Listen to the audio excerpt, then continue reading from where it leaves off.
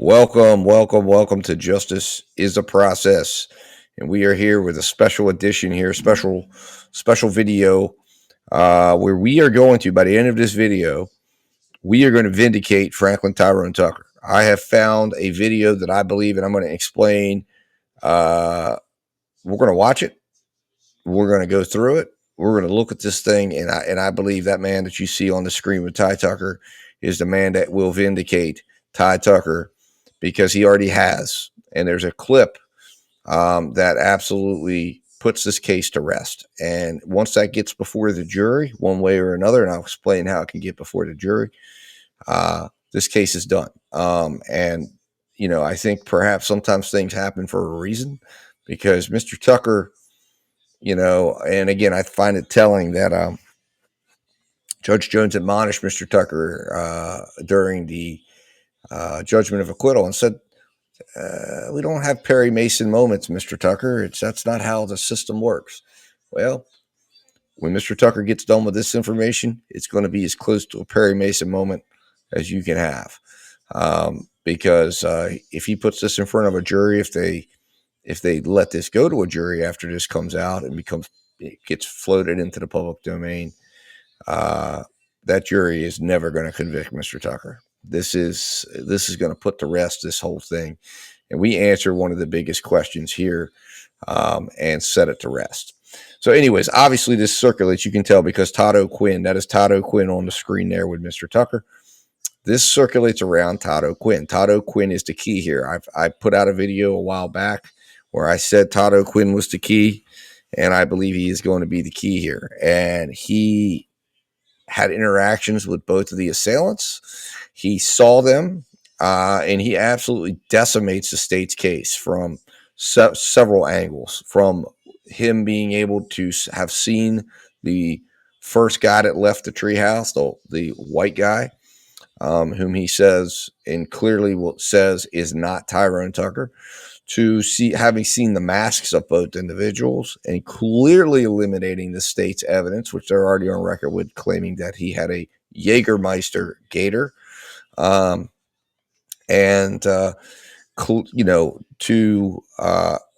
the piece of evidence that we're going to talk about that he offered. And it's all because of what he saw that day. It's all because he happened to be there in a position to see. So anyways, that's the introduction. Let's get down to it, and we're going to start watching. So in order for everyone to understand everything and understand why this is such an important piece, we are going to have to watch some videos. It's going to take a little while. So settle in. We're going to start watching this thing from the top, and we're gonna, like I said, we are going to go on the road to vindicating Franklin Tyrone Tucker by the end of this video. It's a big statement, but you can give me your opinion in the comments. And I'm going to be premiering this video in the chat, and I may even do a follow-up live to have people ask questions if they want to. But this is going to be, when you see this, I think you're going to agree with me. And then we'll see where it goes from there, because Mr. Tucker is set to go on trial again on April 8th. He'll be back in the Florida Keys on the 7th of March. And it's going to be important that this information, is dealt with in the meantime, and that Mr. O'Quinn is secured for trial on the 8th, that there's no mess ups with any transfer orders or anything like that. He's got to make it there. And if anything happens to Mr. O'Quinn between now and then, when he's in the care and custody of the state of Florida, just be on notice right now, because we'll know why. Because once you get done watching this video, we're going to know why, if anything happens. So I do believe there was a sworn statement. I don't believe he was cross-examined, so I don't think that would count as a deposition. But, it may even be in good measure to have Mr. O'Quinn brought in pre-trial if it's possible. Probably with the fact it's only 2 months away, that they probably won't do it. But we need to make sure he shows up so that this whole thing can be put out there, and he can get before the jury, among other things going before the jury. There's a lot that can be brought before that jury that I think would absolutely guarantee that Ty Tucker walks out of that courtroom found not guilty and essentially vindicated as a man that was wrongfully accused.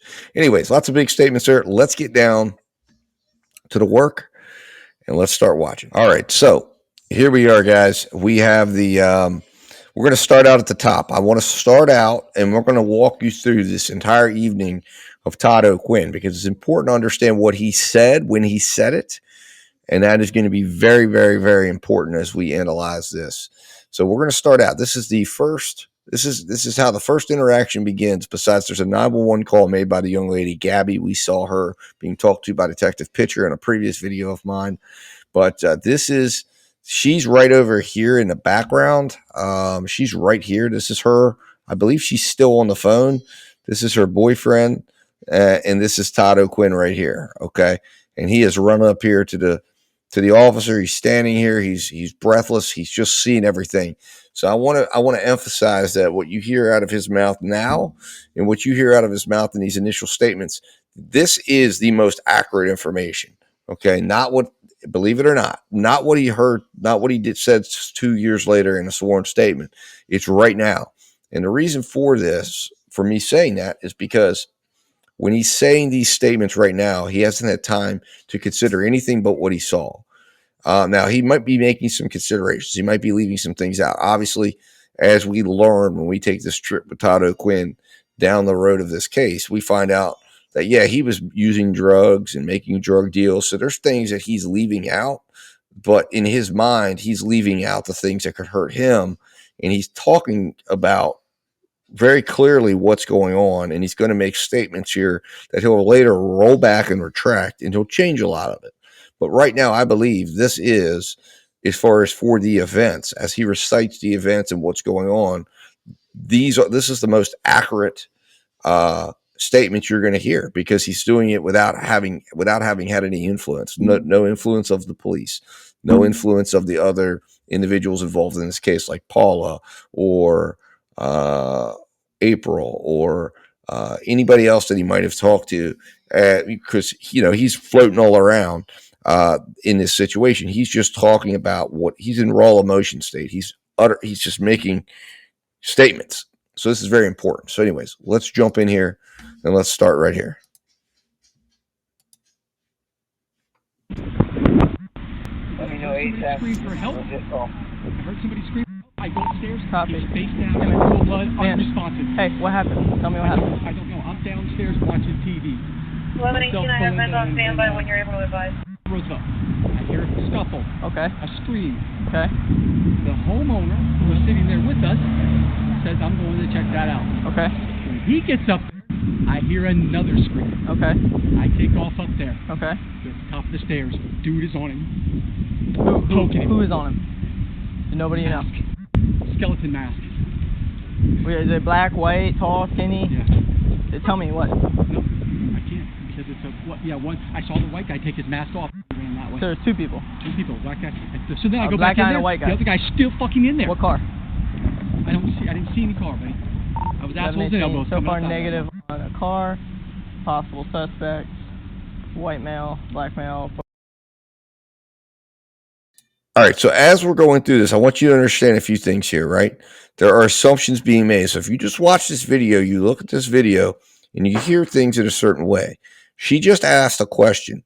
Did you see a car? Now, the reason why she's asking that is because there was the 911 call made by Gabby where she said she saw a black sedan. Now, that causes a lot of confusion.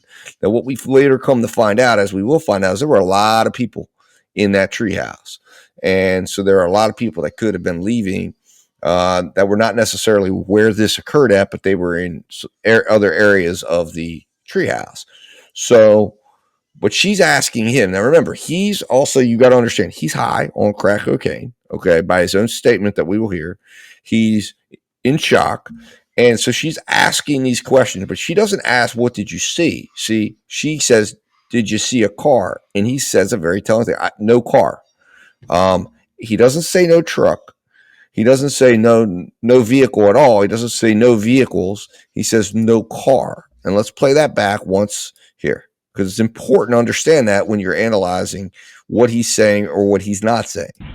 RP over to the house where there's possible victims. I hear the homeowner. Where's second this at? cry for help. Where are their victims? We just got On another the call. wooden observation deck. See to the right, Okay. right there. Meet me over there. It's spaced. Tell me what. No, I can't because it's a one. I saw the white guy take his mask off and ran that way. So there's two people. Two people, black guy. So then I A go black back in guy there. and a white guy. The other guy's still fucking in there. What car? I didn't see any car, buddy. I was assholes and elbows. So far negative on a car.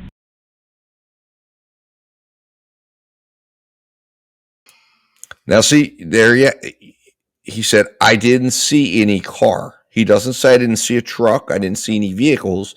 He just simply says, I didn't see any car. Car and truck are two different things because she's focused on the car, obviously, because the 911 call comes through. He doesn't know that. And then you see she kind of cuts him off, goes onto her microphone, and then he's still talking. And then let's listen to what he says for the rest. Possible suspects, white male, black male, both wearing masks with skeletons on them. I'm going to follow the RP over to the house where there's possible victims. I hear the homeowner. Where's this at? Cry for help. Where are their victims?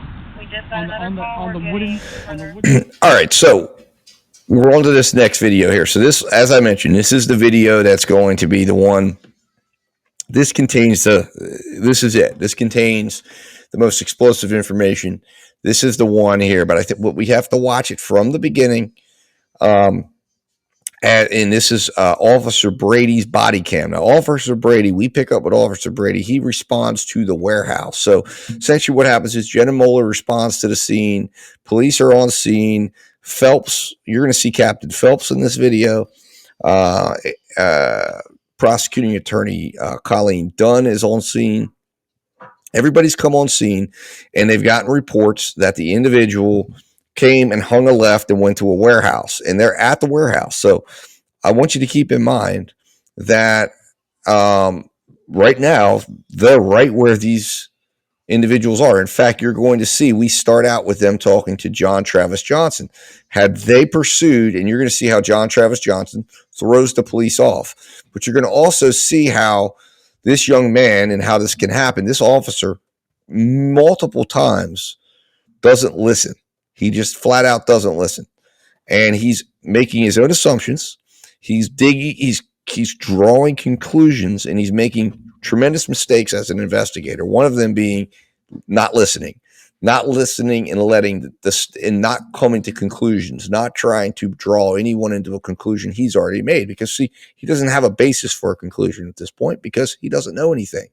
But what happens is you're going to start to see here how he makes a couple of decisions, and some decisions are made. He makes a decision that warehouse is a dead zone.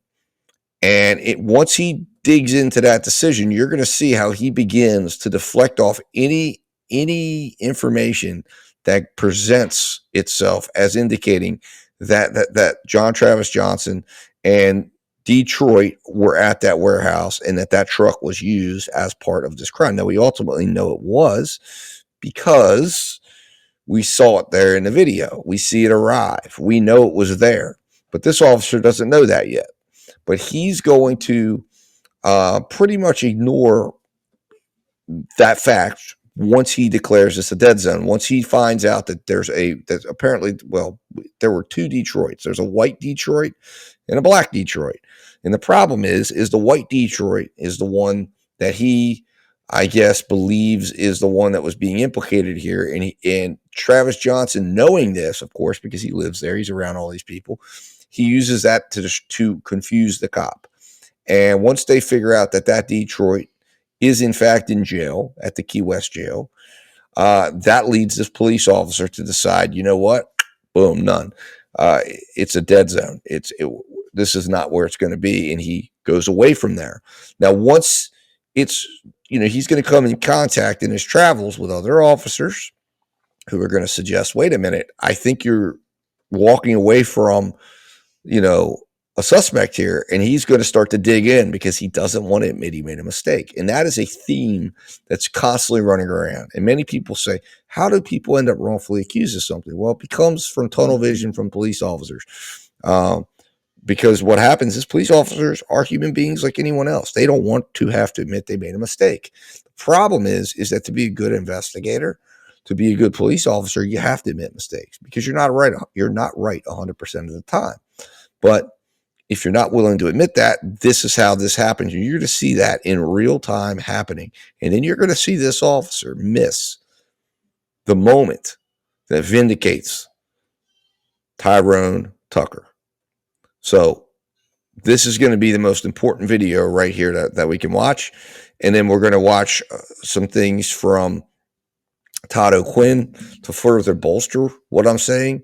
And then we're going to talk about how Ty Tucker can use this to his benefit and how he can get this evidence in front of a jury. And if he does, or even to the court, but I highly doubt Judge Jones will be amenable to evidence like this, but maybe with some public attention. Mr. Jones seemed to be moved, or Judge Jones seemed to be moved by the amount of public attention and scrutiny that was coming down on the case, that he was hesitant to act on putting a gag order in place because he didn't want to look like he was covering something up. So perhaps if this can be brought back before the court prior to trial as a reason to say this trial shouldn't happen, this vindicates Ty Tucker, and it's also certainly from the fact that the state attorney's office is fully aware of all of this, that they may hesitate to be putting forth what appears to be perjured testimony from John Travis Johnson. I don't think they will do that. I don't think they're going to hesitate. I think they're going to plow forward. I think it's going to require 12 people from the community to come in and say, no, this stops now. We're finding Mr. Tucker not guilty. But you never know. You never know. When you start bringing corruption into the light, people get scared and people start wanting to protect themselves and wanting to make sure that nobody views them as part of the problem. And that might be the end Ty Tucker needs from the judge to say that this judge says, you know what?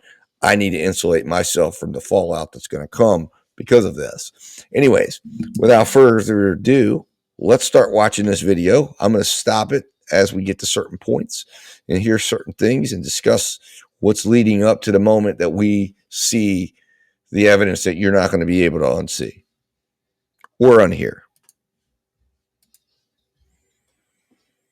Now there's no sound at the battery. What's that? Where's your primary scene at, buddy? What do you got? It's right there. They're all and over that's, there. That's Captain Phelps right there.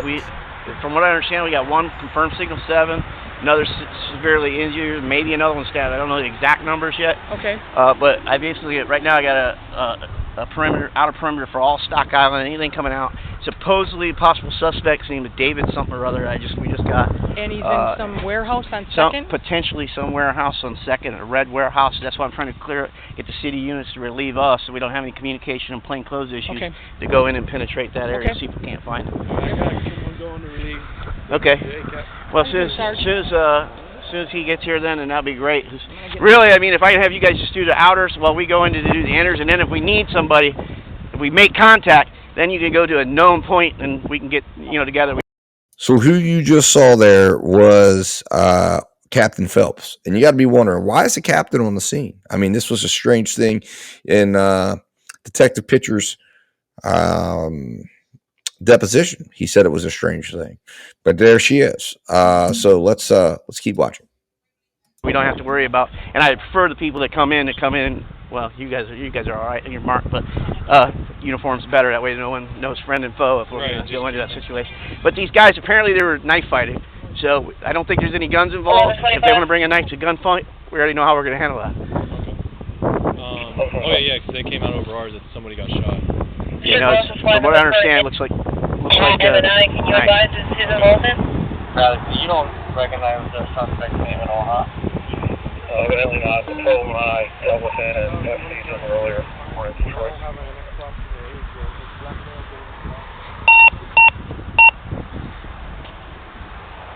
1202, make sure we pass on to the city dispatch any information we have for suspect development, etc.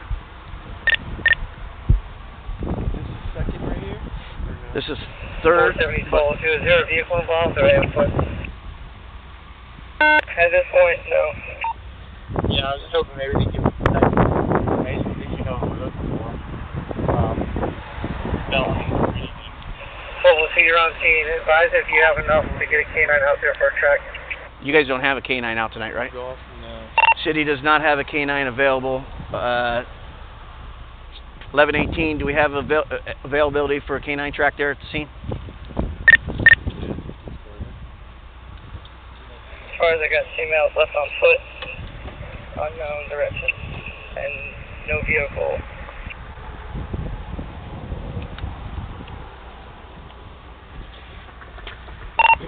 470, you copy that? Affirmative. Now, the reason why we're watching this is because I want you guys listening to the information coming over the radio, okay? Because all of this information is coming in and all of this is going to frame what you see him do. And then I want you to also, when he starts to come in contact with people like John Travis Johnson, listen to how he listens or he doesn't listen and some of the things he misses. But I want you to listen to what's coming in over the radio. They're being told about who they think a suspect is. There's a suspect named Detroit, and they've gone to a warehouse, a red warehouse, and that's what they're essentially getting prepared to go investigate. The treehouse has been secured. There's other residents that live here, and keep them off the property until I get a major crime unit.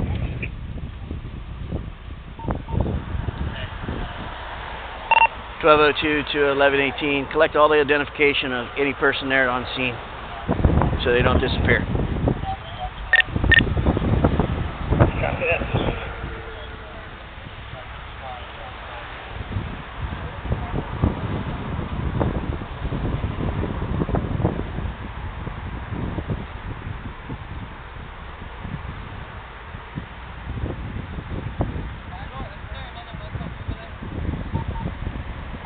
(1125). When you're done clearing that scene, respond back to me. We're gonna try to go into the Second Street area to follow for suspects.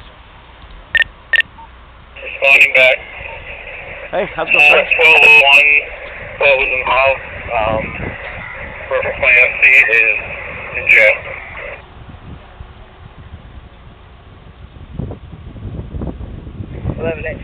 This victim that was conscious is insistent that it's by hogfish.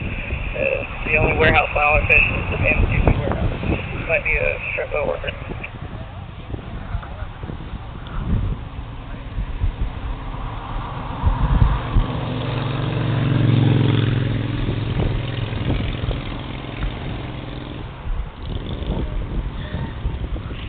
To or any additional unit, I have a fight possibly in progress at Belmonte, Belmonte. Female caller so far, female advised they were about to cut each other, then the female hung up on the call taker. Upon callback, the female was advising that she cannot give any information and that they were fighting now. Belmonte, 2057. 1202, copy. 1125 and 1121. Respond to that area and see if it's connected. Copy it, right.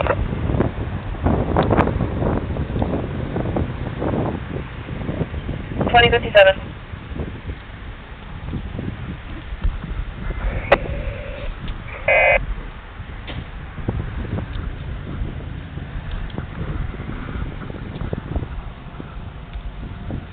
Kidding me? Now we got to fight with them. Now that they may be connected though, because they were saying knives.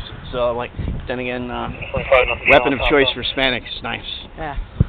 Which is good because for us it's guns. Do you want me to get Chuck's bringing major crimes? Do you want me to get Spec Ops down here to give us a hand with canvas? I had asked Chuck if he wanted me to call out our CIU to assist. He said he was working on that, so I'm like, good. Let's take it off my table, whatever he want. I mean, whatever he feels he needs. Right. What I want to do is just get these guys here. Now that we got this, as soon as they clear that up, we're going to go down and see if we can't find out the warehouse. The warehouse and the wherewithal to find the guys, hopefully. And actually, since we got people here, I'm going to head over there and see if that's connected or not.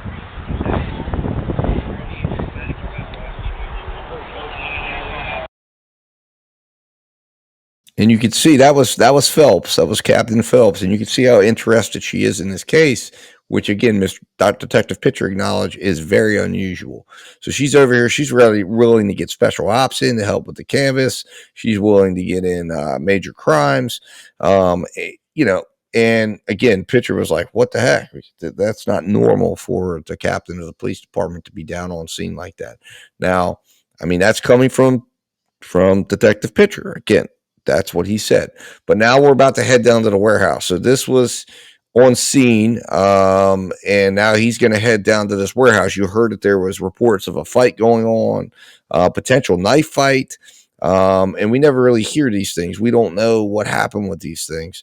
And you're also, the other thing I want you to note is you're going to hear a discussion in here about all the cameras, that there was a lot of cameras, that they were expecting to get the cameras out of CVS, the cameras at Tom Thumb. These are all videos that ended up getting destroyed. And the question is, what did they show? And why did they get destroyed? Maybe it was just negligence and mishandling. But if these videos had a direct route of seeing what was there, and for whatever reason they didn't like that, for whatever reason they didn't want that to be the outcome, what was the reason that this happened, or that it ended up being eliminated? The question would be, or the answer might be to that, is that they thought it showed one thing. They went in that direction. They realized it didn't show that. They realized they'd already gone in a direction. They didn't want to admit they were wrong. So they eliminated all that evidence that might have proven that they had made a mistake in this case. And as a result, moved forward in the direction that they did, going after Tyrone Tucker, which, again, many people get caught up in the why. We will never know the why. We will never know the why until those that did it admit they did it. If they never admit they did it, we can never get to that. As a result, you can never say none of this matters. None of the things we've proven here, none of the things that weren't done, none of the evidence that exists proving that what actually happened, that none of that matters because, well, why would they do this? We don't know why they would do this, and we will never know why they did this. And it can sometimes be, Occam's razor says, the simplest explanation is the best explanation. And in this case, the simplest explanation is they just were incompetent. They made a mistake. They didn't want to admit it. And police officers sometimes are human like everyone else, and they start going down the road. The only difference between a police officer and everyone else, same with people in the medical profession, is when they make a mistake, it actually can affect and take away and harm lives, as opposed to harming a business or costing some money or something like that, which is still bad. But in this case, it affects real people's lives. And as a result, if they don't want to admit that they made this mistake and they continue down that road and they decide to try to cover up their mistakes because they don't want to get called called out for them, we end up where we're at right now in this case with Tyrone Tucker. And then, of course, they're insulated because they're going to use everything they can to try to protect themselves. One of them being, well, people have a hard time believing a police officer would do this. Well, if the evidence indicates they did, and it shows there's a problem, then we have to make that conclusion. If you have a case where all three lead investigators are no longer investigators, and you have a situation where the lead prosecuting attorney is disbarred, I think that tells you we don't need to know why. We know stuff happened. We know things happened, and we know that there's a problem here. Anyways, let's jump in and continue with the video. Okay. I thought I heard he said that the guy that they thought it was is in jail, but I'm not 100%. But there's no shooting. There was no shooting? No shooting. It's knife homicide. We got at least one out and a couple more cut. I don't know. They're... Oh, because earlier it says a shooting. Go ahead. Wording, Amy. I'm headed to Tom Thumb. Meet me there. There's a disturbance there. And when we clear there, or actually if you can start doing a perimeter bolo there on 2nd Street and that warehouse, and we'll be there shortly. Copy that, Willie. Get in, go in. Tom Thumb. Inside, outside, check with clerk and pedestrians. Nothing going on. The only thing we're doing here is have you guys in the outer perimeter bowling from the vehicle and the possible suspects, so we can at least get in. To Anesthesia Clinic, aka April. They kicked her out of the complex, and she's upset, and she apparently knows the suspect in Alpha Detroit. Yeah, copy. This should be that guy Richard Gross that sent the information in car to dispatch. Should be L number. Copy.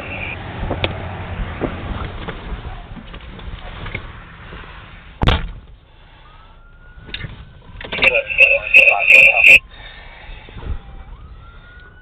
1202. I'm TOTing the checkpoints at 3rd and US 1 and crossing US 1 to the city.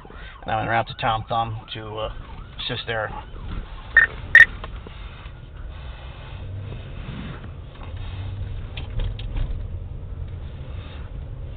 Copy, 2100.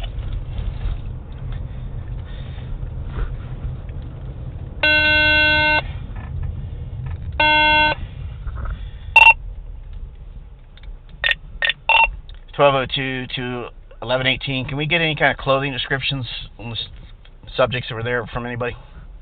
Negative, unless the only thing we got was they're both wearing face masks, and one person said that they had skeletons on the face mask, but that was all I got in terms of clothing.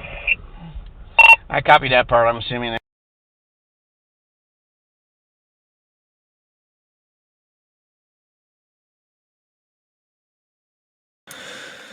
All right, so that person that you heard referred to as having the face mask is the Todd O'Quinn statement that we saw. That's what Jenna Moeller sees. He's not giving any other statement, so we've seen that. That's where that came from. So who she's talking about is, and that's Jenna Moeller that you hear there continuously responding on the radio. But so you know, they're arriving at the warehouse and they're about to come in contact with none other than John Travis Johnson. So let's listen. I ditched them already, but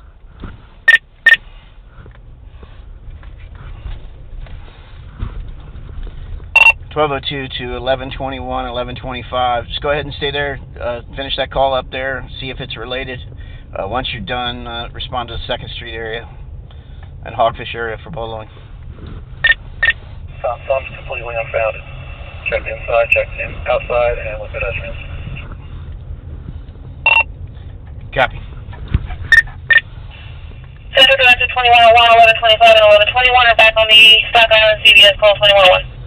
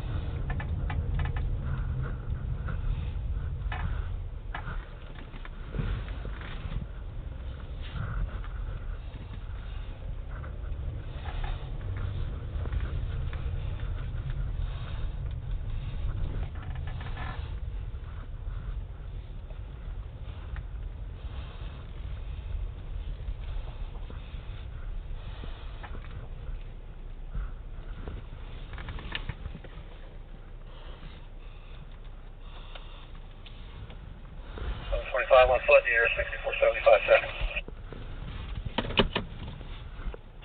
6475, what was the street? Second. 2103. 4111. 2103. Hold on a sec. 1 second. 2103. That's not black. They said this, I think they're talking about this one here, this red warehouse. They got apartments in here. But I want to make sure. Yeah, I've seen him. He doesn't look like he's part of the problem right now. 1202 to 1201. Are we talking about the red warehouse on 2nd Avenue towards the end there, where the apartments are? 2nd Street, just up from Tom's Up.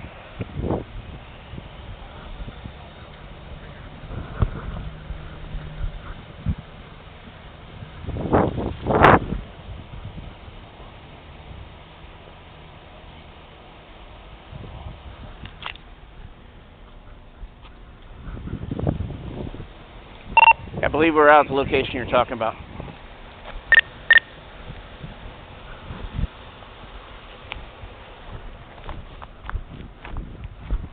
1125 and 1121 are here.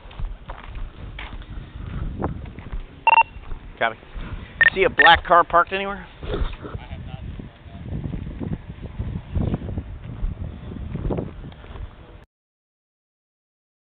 Now you see immediately he starts asking about the black car because he's worried about this black car that they've boloed, and he's, you know, that's what he's hyper focused on. So as a result, he's going to miss a lot of it. I mean, obviously they have the opportunity of a lifetime. They have a guy who has confessed now to, 7 years later. This guy was part of it, and they have him right in front of them, and this officer just basically, well, you see what happens. But you can see this officer right now is hyper focused on this car. He's made some conclusions, and he immediately starts to shut down any information that isn't feeding into the story he has in his own mind. So let's continue watching.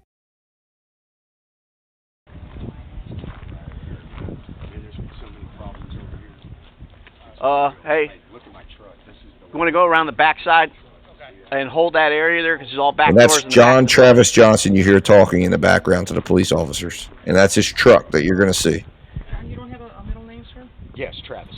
And John Travis, that is Phelps that is talking to him right now. I'm out on bond here. I have to stay here until I go to court on freaking. And imagine if they looked in that truck, what would they find? I want to say. And was the bag there? Because we all know that bag, that book bag, was later found. Okay, did you see anybody coming in and out of the door here? No, the only person that's been here is me and him. I put a deadbolt on this thing so nobody could get in and out anymore. Okay. Because while I was in jail, this happened to my truck, and all my tools got stolen. There's an open report with officer. Do you know who lives in? There's what? And note the clothing. He's in dark clothing. Okay, who's in the other 2 rooms right now? Nobody. Nobody's in the other 2 rooms? No, I got everybody out of here. And he lies and says no one's in there. Downstairs? Was the downstairs apartment there to the right?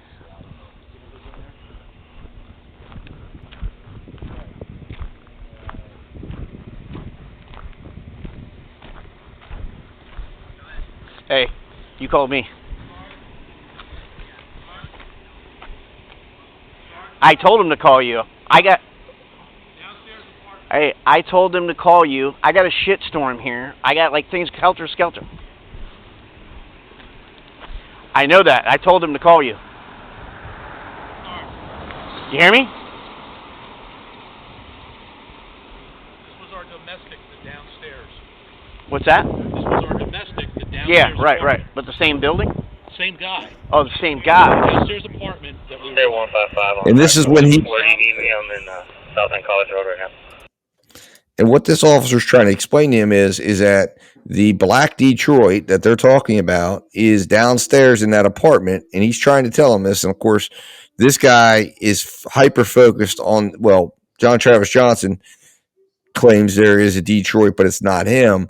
And of course, Travis Johnson has told him, "Hey, nobody's here." But I mean, if you believe you've gotten word that there's a potential suspect, why would they not have shut this whole place down and said, "Well, we need to make sure. We need to go in and question this."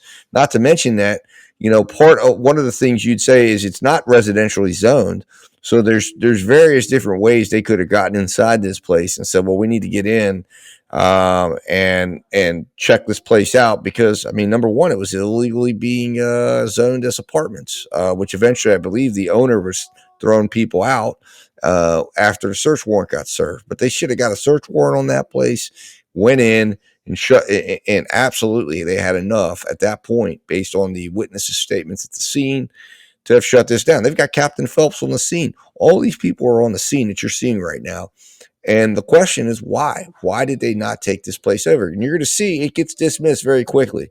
And by this officer, it's dismissed because they verified that the white Detroit is in jail. And then he moves on and says there's another warehouse over behind the Hogfish that we're going to start focusing on. And he starts to get this idea in his mind that it's a shrimper, that it's some shrimp boater that or shrimpman that is responsible for all of this. Anyways, let's continue watching and listening. Jake, that door right there upstairs is like 4 downstairs.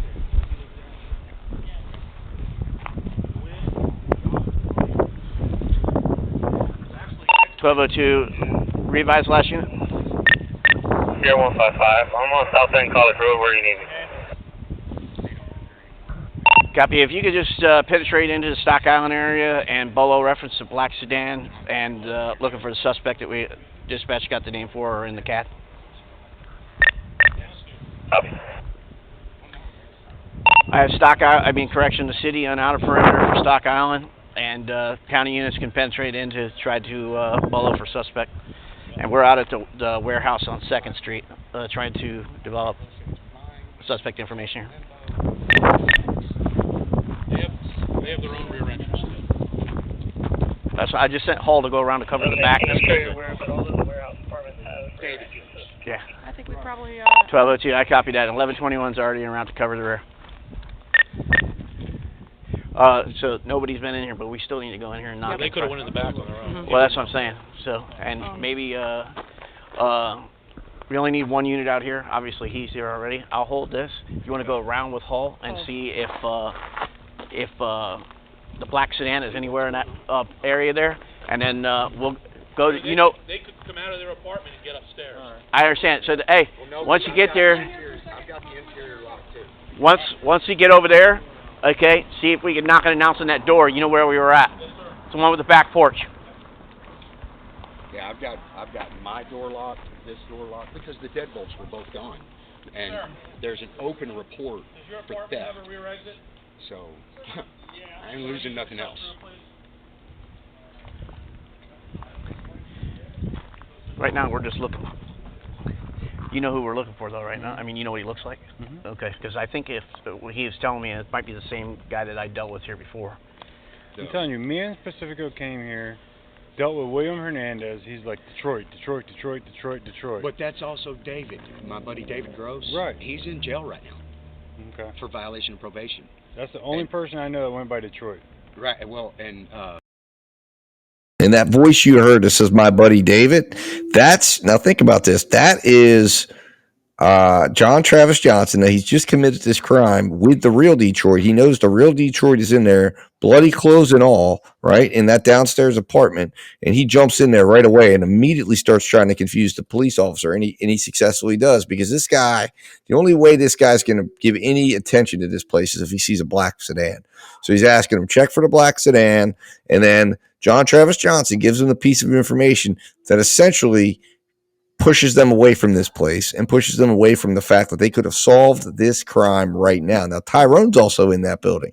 So they would have also potentially found that Tyrone, hey, he's upstairs, although he might not have been, because it's at this point, it's like 9 o'clock. He might have been on the way to walking to Tom Thumb to get cigarettes, although he said he walked over there with John Travis Johnson, that they walked over there together, and he was unaware of any of this stuff happening because he'd been asleep.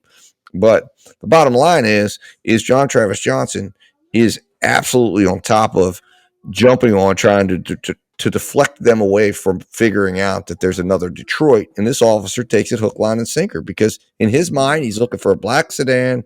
And, he begins, as soon as he's told there's nothing there, it's, hey, we're moving on. I never knew anyone else to go by Detroit. Right, and William Hernandez and his girlfriend Crystal, right now, I have statements signed on them. This man watched them do what they did to my truck. So they're not allowed back over here. Right. If I get in contact with him, I'm calling Officer 1125. Matt, he's a sheriff. Rear door. And I'm just in limbo waiting for all this shit to go down. I can't even freaking make a claim until I get my report, which was supposed to be done today. 1202. I'm getting information that the subject, David Gross, is incarcerated at Key West jail. Can you ascertain if that's a fact? 1202, that's affirmative. I was advised a few times. David Gross is a current inmate at the Key West jail. Copy that. Yeah, we all got arrested together. Okay. Now, the one thing you never hear him asking about is David Gross black or white? And he doesn't even ask the dispatcher that, because obviously this Detroit that he's looking for would be a black guy by the name of Detroit. And as a result, eventually you're going to hear a conversation between him and another officer where he talks about where this other officer tries to inform him, yeah, there's a black Detroit. He lives at the bottom of that apartment. And this officer's like, no, you can see he just kind of flies right over it, because you're about to see he's taken John Travis Johnson's story, hook, line, and sinker, and decided that this is a dead zone. And we're moving on. And once he did that, he's now dug into that. Now, in order for him to reverse that, he would have to admit he's wrong, and he doesn't want to admit he's wrong. He's come to a conclusion. Most dangerous thing you can do when you're investigating something is make a conclusion too soon. Because once you conclude something, once you decide something, you start to develop convictions for something. And then the more conviction you have for it, the less you can move away from it. And then instead of investigating the crime at hand, you're simply defending the position you've taken. So investigation 101 says never take a position. Never take a position. You're just there to collect information, and then at a later time, analyze that information and see who it points to, see what's going on with it. But it's not your job to make a conclusion at any point, especially now when you're so early in this thing that you're supposed to be collecting information, observations, and evidence, and then eventually taking that and putting it together in a nice package that hopefully supports whatever the evidence says, whatever the witness statements say, whatever direction it leads. But you shouldn't determine that direction like this officer does. Anyways, let's continue to watch.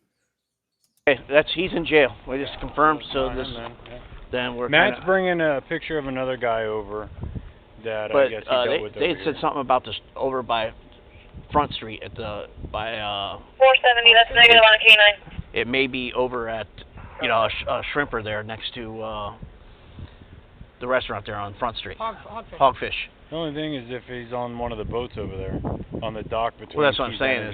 They said something about a warehouse over there on Front Street by Hogfish. Yeah, there's a warehouse behind Hogfish Restaurant that people stay in. Yeah. It's got apartments and crazy, wacky wood shops and. Yeah, I know they got them, but they live there. David Gross is the guy that lives here that is in jail. Yeah, he's in jail. So this is a dead zone. Got it. 1202 to 1125 and 1121. You disregard, we're in a dead zone here. That subject's in custody, and we're ghost chase here. And there it is. Literally, with 5 minutes, no investigation, no further investigating, no questions about, anything else. He's got a guy standing out front of there, clearly spitting a bunch of information out of him. I mean, in my opinion, he said Travis Johnson sounds very, very nervous. You got a black truck. He claims he's been there the whole night. And immediately this Travis Johnson's inserting himself in the conversations, suggesting that no, Detroit is a white guy that's in jail. He doesn't ask, is it, or not a white guy, says he's a guy that's in jail. And immediately Travis Johnson asserts himself in that conversation. This officer says it's a dead zone. We're ghost chasing, meaning we're chasing ghosts. There's nothing here. And he's made that conclusion. And he's already convinced that the solution to this thing is a warehouse down near the Hogfish. And he's going to wrap it up and head out of here. And now it's done. And in his opinion, he's cleared this place. He's not coming back to it. And he's not going to hear anything that isn't about a black sedan and, that isn't down near Hogfish. That's what's in his mind that the solution to this thing lies in. Let's continue to watch.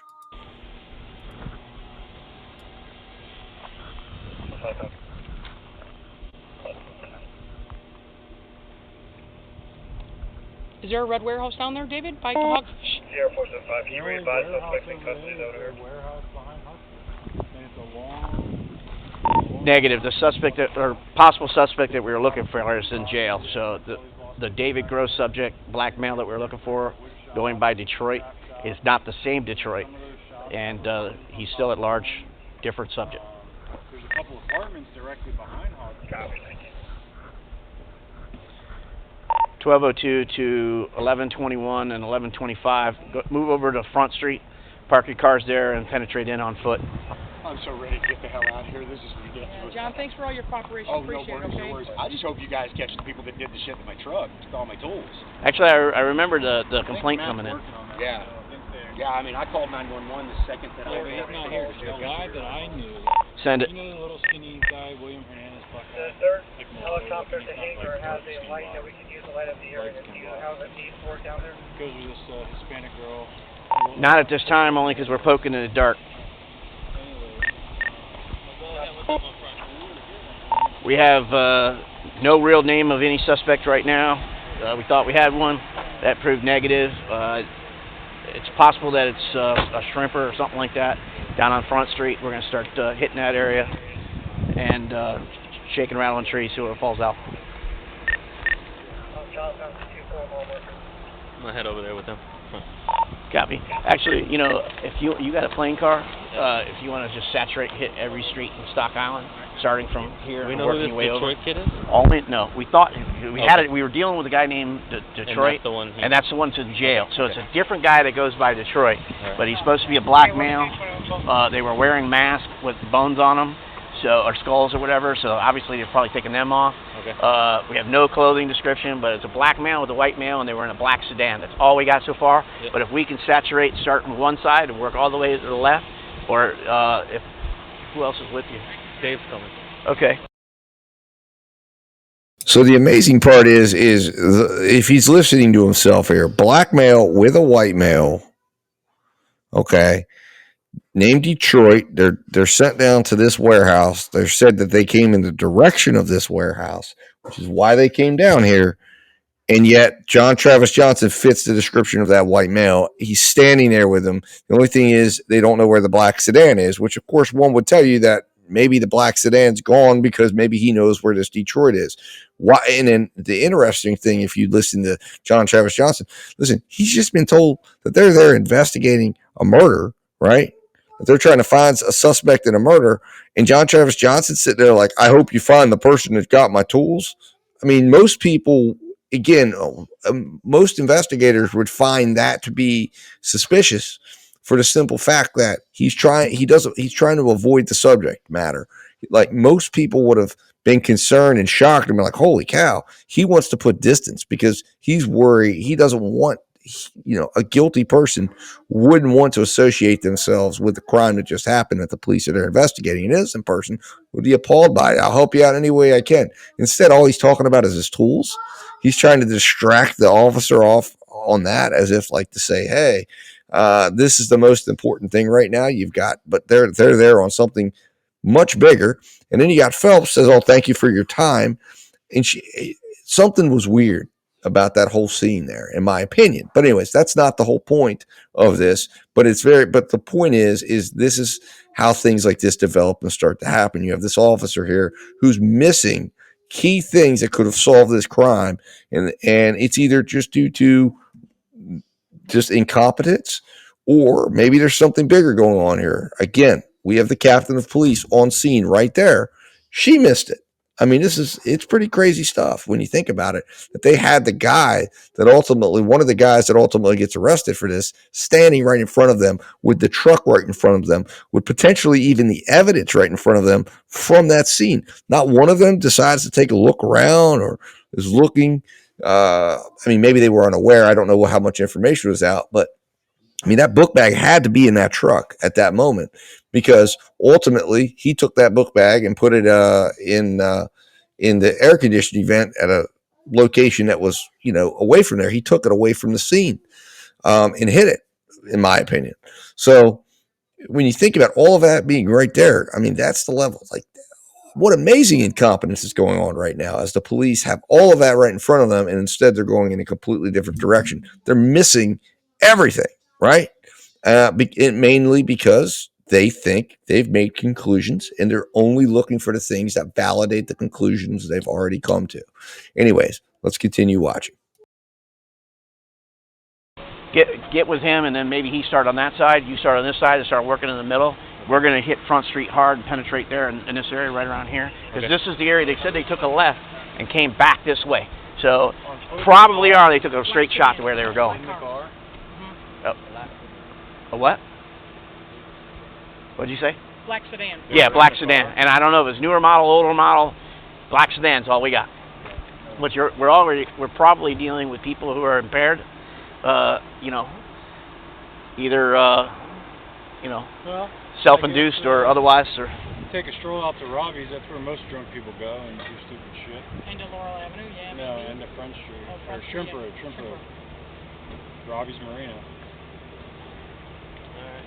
Well, I'm going to go up and see what Chuck needs and leave you all to flush out our suspect.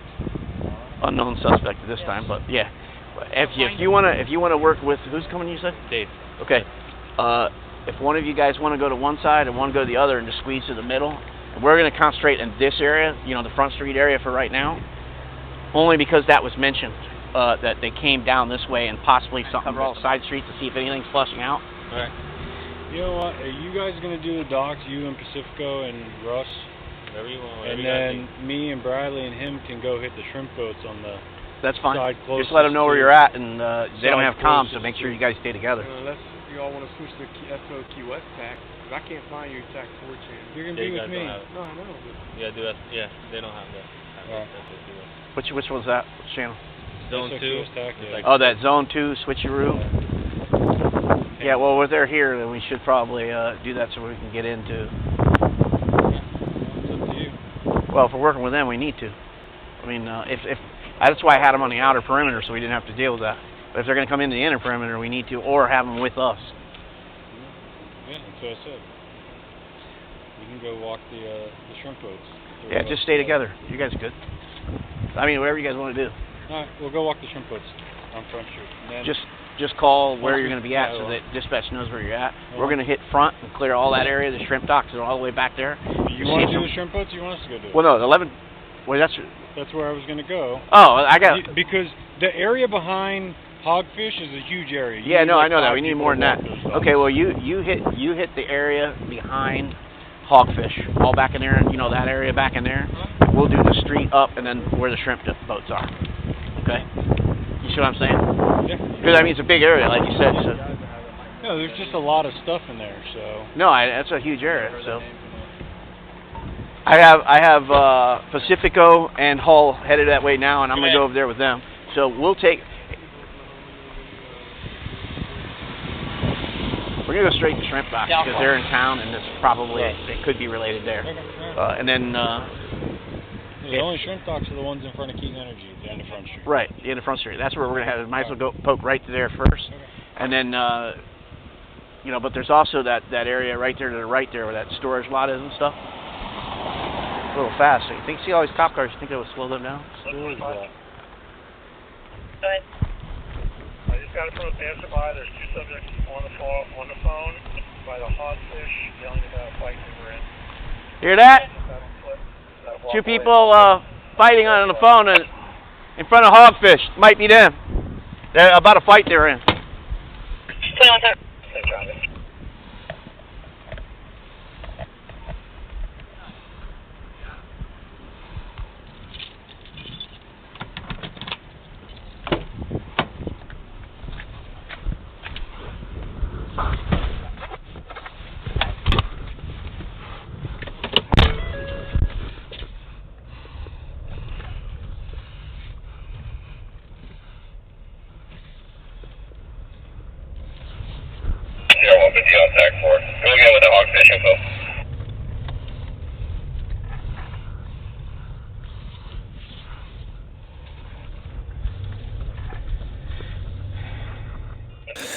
All right, so we're about to encounter now.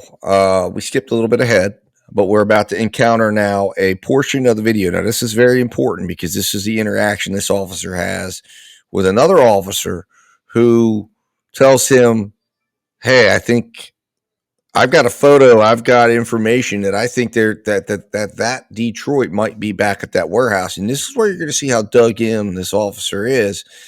As he talks about that with him, and then we're going to see here in a few minutes. We're going to see the moment. This is the moment that we're talking about here. This is the moment that we're going to see Todd O'Quinn vindicate Tyrone Tucker. All right, so I want you to pay attention to everything that happens over the next about 15 minutes of video. We may skip a little bit, skip through some things here. And to cut it down, but most of this is going to be pertinent as you want to listen to what these officers are saying, and you want to listen to how everything unfolds and how essentially this officer continues to disregard information that doesn't fit what he thinks happens to the point that he misses an absolutely pertinent fact. that should have had them going back to that warehouse. But he just glosses right over it because he's not paying attention. Anyways, let's continue listening. On Laurel Avenue.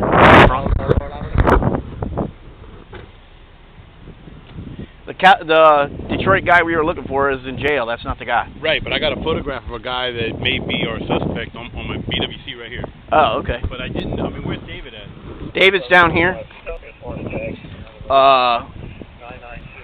Homicide's on their way down. Kellenberger was last at like the 24, so he's probably at the 15 now. Did the homicide happen down there? It happens on Laurel, okay? But they turned to the left coming back to this way. Somebody had mentioned something about a guy named Detroit.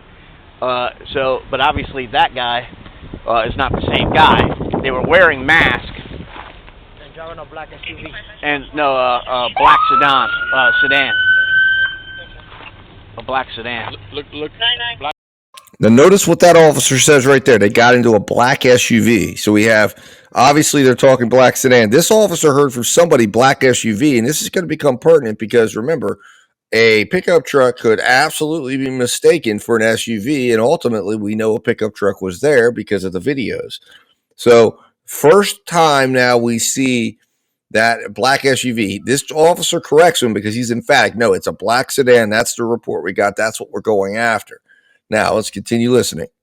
Black sedan or black pickup truck? No, black sedan. Look at this guy. And that officer right there says black sedan or black pickup truck. And he says black sedan. Now, again, this officer is hell-bent on not hearing anything other than that black sedan, which more likely than not was not involved in this based on the timing you're going to hear as you dig in deeper into the way all of this unfolds. But let's listen. Yeah, no, I think it might be the guy that's down over here. But he owns it or whatever. Right? He owns what? You get that black truck there? Is that the one that got scratches all down the side of it? No, that guy was with the guy that got scratches down the side. Oh, okay. Now the guy that I dealt with that got the scratches, his name is John Johnson. He just got out of jail or something. Yeah. Like yeah. Well, he's saying that guy's in jail. And, we arrested 5 in one day out of one room up there. Okay. Well, that's why see that was what led us to here because somebody mentioned Detroit. Right. Okay. So that's why we had thought it was connected to there. Well, then we found out that guy is in jail. Right. So now we're back in the dark. Now we're thinking that it may be a shrimper, okay, or something like that. We have no clue who it is right now because that was the name Detroit came up from someone on the scene. Okay, it might be somebody else that goes by Detroit. It just might be a coincidence because the guy that goes by Detroit and that we identified is in freaking jail, so it's not that. Yeah, he's one of the 5 we arrested. Right. So that's what I'm saying. So that Detroit is out of pocket. Okay. So we're looking for another, black male that goes by Detroit. And is he a black male or white male? There's a black male supposedly with a white male. But my thing is. If they came there, it sounds to me either drug ripoff or vendetta because they came there prepared wearing masks. Because there's a black guy in this apartment complex here too, and I got him on my video on my car. And this thing here. Yeah. He's saying the guy that owns the black truck with the scratches on it says those people aren't here.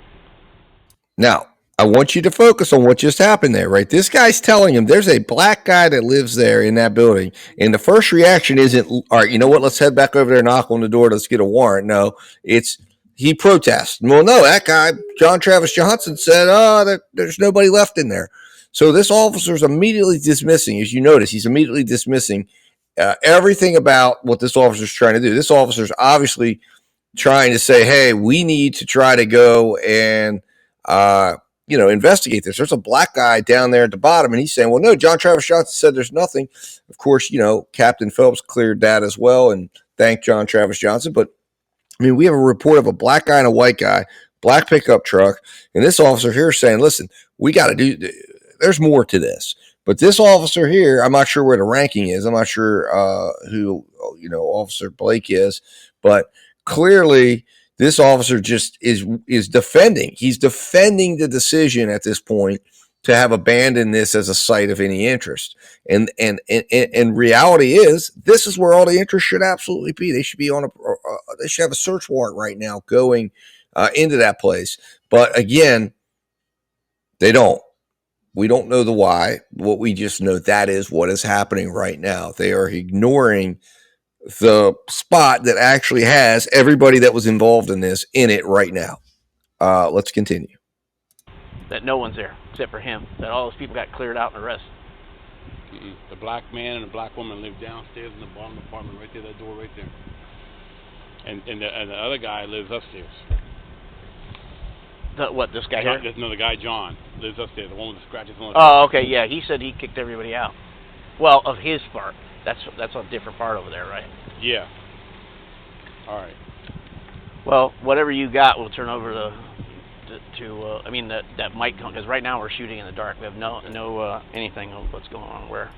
So as you can see right there, look, this guy just told him you're wrong. There's a guy living down there, and this officer literally, as you can see, it's like he doesn't want to go back in there. He's like, we're shooting in the dark. We're not shooting in the dark. You got a white guy, a black guy, you got a white guy out front, and he's saying, listen, John lives upstairs, black guy lives downstairs. You've got the two suspects right here. We need to be looking closer at this. And this officer just says, oh, we'll just turn it over.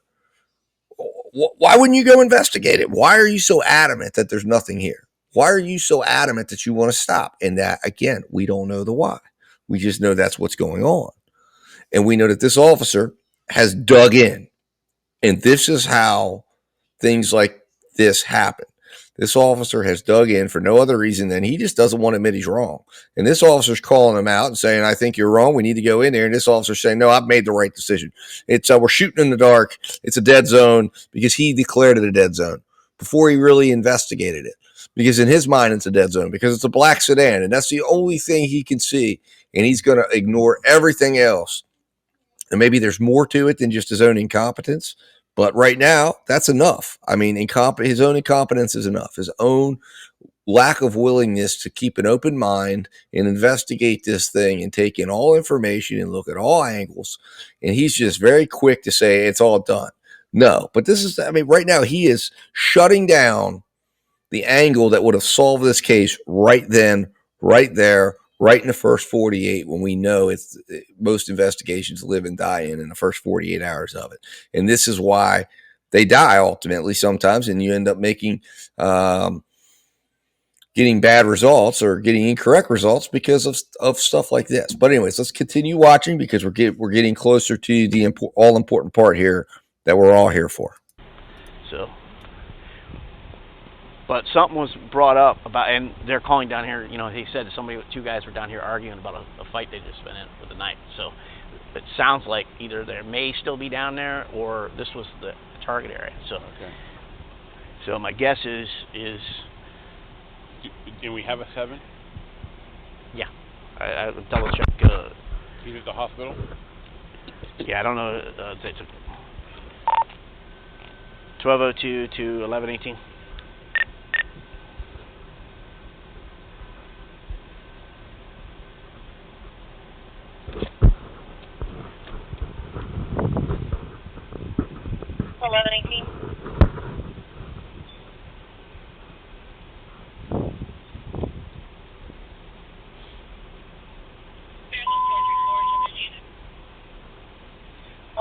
Code 5. 1202 to 1118. Just to recap, we'll make sure we got one signal 7. How many other people are stabbed or injured there? I have 167. I have one stab in the neck, and that one says there was another person stabbed. He has not been located. 167. First name is Matt. Now, that other person stabbed was Todd O'Quinn, okay? So that's who they're going to be looking for, and they're about to encounter him because they've locked down the island, and they're going to encounter him, and this officer doesn't even realize who he is or that he was involved, and again, the same behavior continues of this officer where it's just he's not listening, he's concluded his own conclusions, and half the time he doesn't even know what the guy's actually talking about. He's missing important things, important details, as he has this conversation. But that's coming up here. Let's continue listening.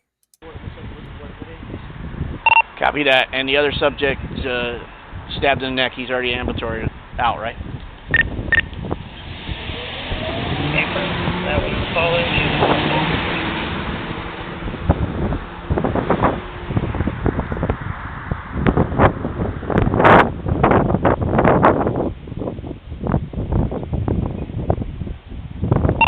Two copy. Yes. 1202 to CR 150.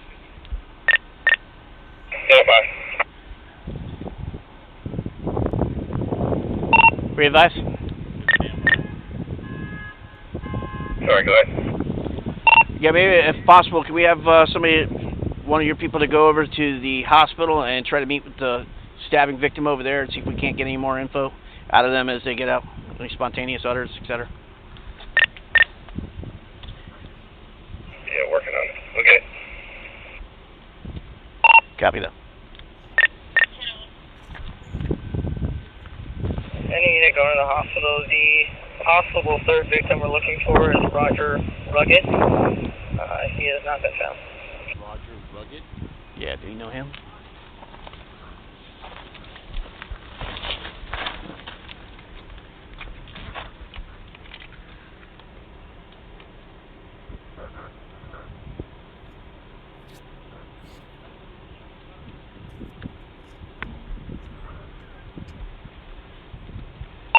.1202, can you check M&I and CAD reference any connections with the subject that's missing and anybody else, any recent contacts? Or any instances at that location?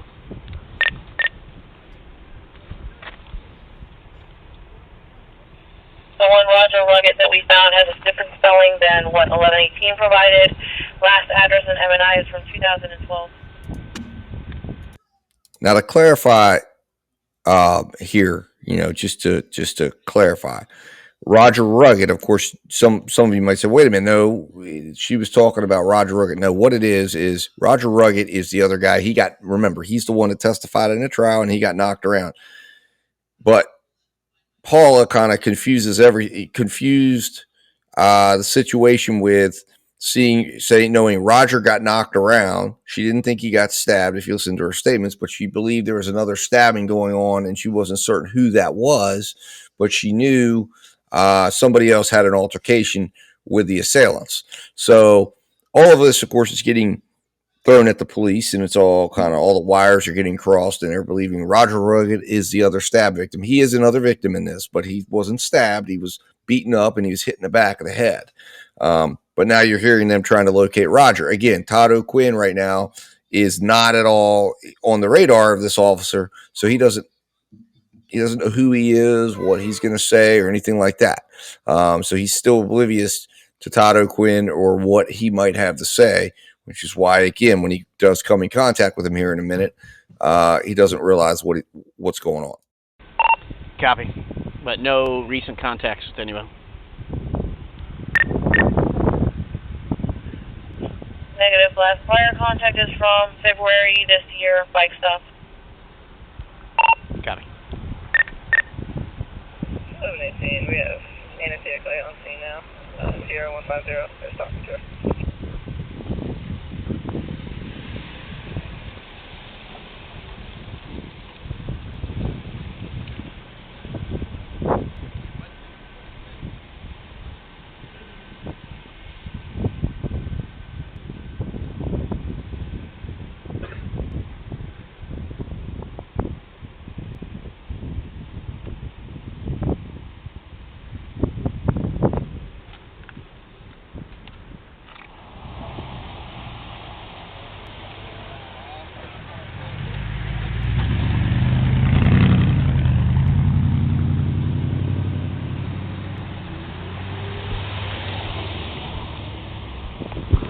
How's it going, guys?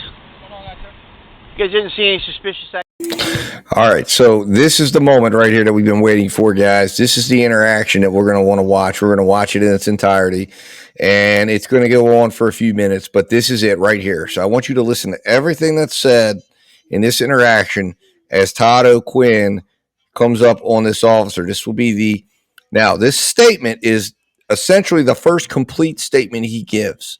This is the first time he's got a chance to discuss what he saw. So everything he says here is fresh. It's without anybody's influence. He's talked to a few people, but he hasn't really got a chance to talk to Paula. He hasn't realized what's happened, and he's now, he's getting the opportunity to share for the first time. Now his story starts to change. The more law enforcement interaction he has, the more it changes. The more conversations he has, the more it changes. So this is, in my opinion, it's the closest to what happened. It's the one that's not at all under any type of pressure. He's not had a chance to really, I guess he's had a little bit of time to think about what he saw, but he's not yet feeling like he's being questioned. He's not sitting he's not being interrogated, so to speak. So at this point, he's just giving the officer the details about the event, and he's saying things without thinking about them or without having talked to Paula or any other characters that are involved in this. Because as you're going to kind of get the feel, as you see some other clips of Mr. O'Quinn, you're going to see that as this thing progressed, he felt that he was worried, he was intimidated. He began to understand that he didn't want to become a witness against some of these people, especially when they weren't yet arrested, and especially when people that were close to them were still out in the community. And on top of that, he also knew he would, he's someone who's been in and out of jail himself. So he didn't want to come down and be known as a snitch. So you see him providing the information to this officer. And then, of course, when it comes time to put it officially on record, he gets a little bit more closed mouth. But what you're going to hear here, this is the moment right here. This is it right here, guys. What he tells this officer vindicates Ty Tucker and is the missing piece that many people have had when trying to determine if they can trust Todd O'Quinn or not. Let's listen. Activity while you're down here on the street, did you? Yes, sir. No? No, we were at the hospital. No guys with blood all over? No. No? Okay, thank you. We're good.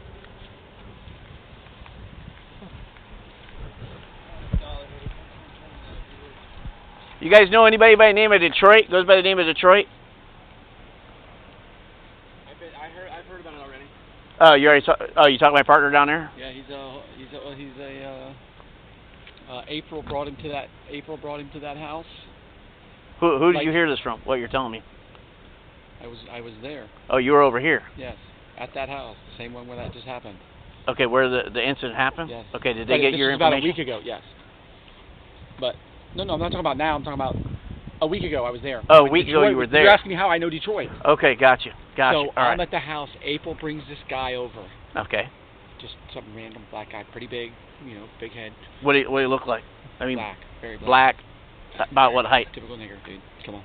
So I'm recording here. Be careful. Sorry. Okay. So anyway, give me your best description. Big. Ugly. Approximately how tall? Lima 2. 6'2". Okay. Hairstyle? None. Bald. 21. Now, the important thing to note here is Todd O'Quinn, when he's talking to this officer, like, he did not realize that this officer was recording. And I don't think he even still realizes. As you can see, Todd O'Quinn, as we come to find out in subsequent statements, he had smoked crack recently. He had just gone down and had some shots and beers at the Hogfish following this because he was all freaked out. So Todd O'Quinn is just kind of spitting things out. He's speaking from the mindset that, like, he's not worried. He doesn't have a filter on what he's sharing right now. So and that's important to understand. He's just talking. He's telling exactly what he remembers and what he saw. Bald. Okay. But this was a week ago, bro. I know. Okay, so he can't grow his hair back in a week, though. So. And he went by the name Detroit? I didn't even know that until the next day. I was like, who was that? Because he was real. He gave me creepy, creeped me out. So like the next day, I asked Matt, the owner of the place. Matt, this Matt, or the other Matt? That Matt. This Matt. You're the owner of the house. Oh, the owner of the house. His name is Matt. Right. We wake up in the morning, and I go, who the? He's gone after we had to run him off. He just badgered everybody all night. Okay. If you don't mind, can I have your identification and information? So she got it already up there. Who's got it? The young lady. I don't know, when I was coming through there. Okay, so she already spoke to you. Yes. Okay. All right. What's your name, sir? Todd. Give me 1 minute. Let me check the computer real quick. They're making a list. I'm 4 miles, man. I unloaded my boat, so. You're on one of the shrimp boats here? Yeah. I'm on a shrimp boat. Yeah. Well, we're thinking that maybe this might be somebody related in a shrimp boat or something like that. I don't know. As far as I'm concerned, officer, I've been down there for the last 2 days now, and I have not heard or seen anything as far as suspiciousness of that. Okay. Well, if you guys hear anything. That guy, the next day I wake up, I go, who's that creepy motherfucker? Oh, that's Detroit. First and last ever. Do you know what Detroit looks like? Yeah, he just told me. It's 6'2", bald, ugly, big, and very black. So. And they both had Skeletor Halloween masks on. Okay, but well, that was tonight, not last week. You saw the mask and everything? Dude, I'm the one that called. I was standing across the street. I seen them run out of the thing, and one was a white dude. One dude never took his mask off. One was a white dude. They split up when they came out. The white dude took his thing off, and I was yelling, "Help! Help! Somebody call the police!" While I was on the phone with 911, and then he took off in a truck. Which way did he head? The white dude. And there it is. And I'm going to play this back because there it is. And he took off in a truck. Let's listen again. The white dude took his thing off, and I was yelling, "Help! Help! Somebody call the police!" While I was on the phone with 911, and then he took off in a truck. Which way did he head? The white dude. And he took off in a truck. That's what Todd O'Quinn is telling the police in his first statement before any influences come in, before any implications come in. And he took off in a truck.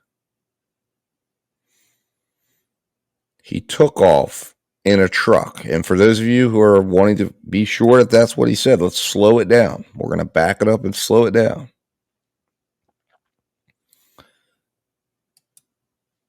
All right. We're going to slow it down.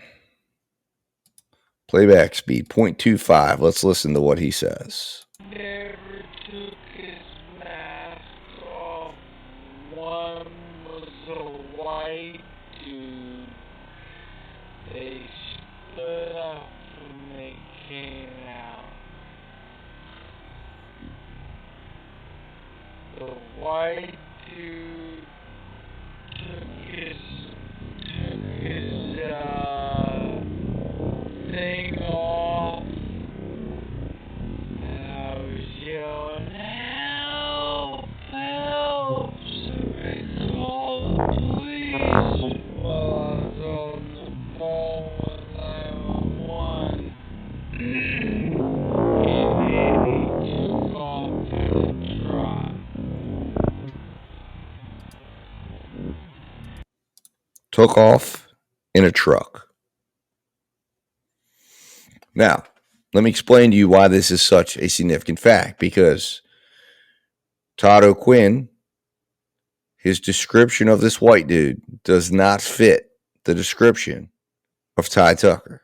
As you're going to see in you'll see, but I'm going to inform you. It's later concluded in subsequent statements through detective pictures, depositions, and different pieces of the investigation that there's a lineup done.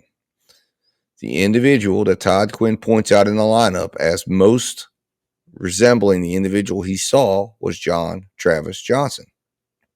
This officer, and we're going to listen to how this proceeds afterwards.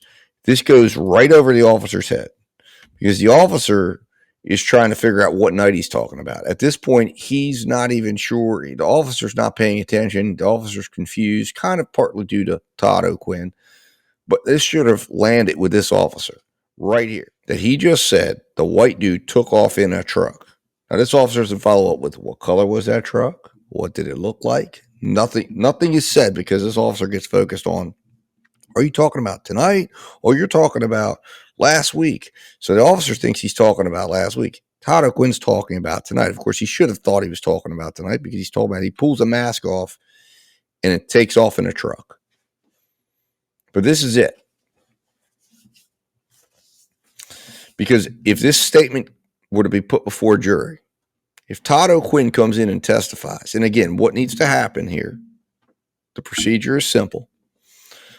And obviously, Todd O'Quinn has been questioned several times and he's given several statements.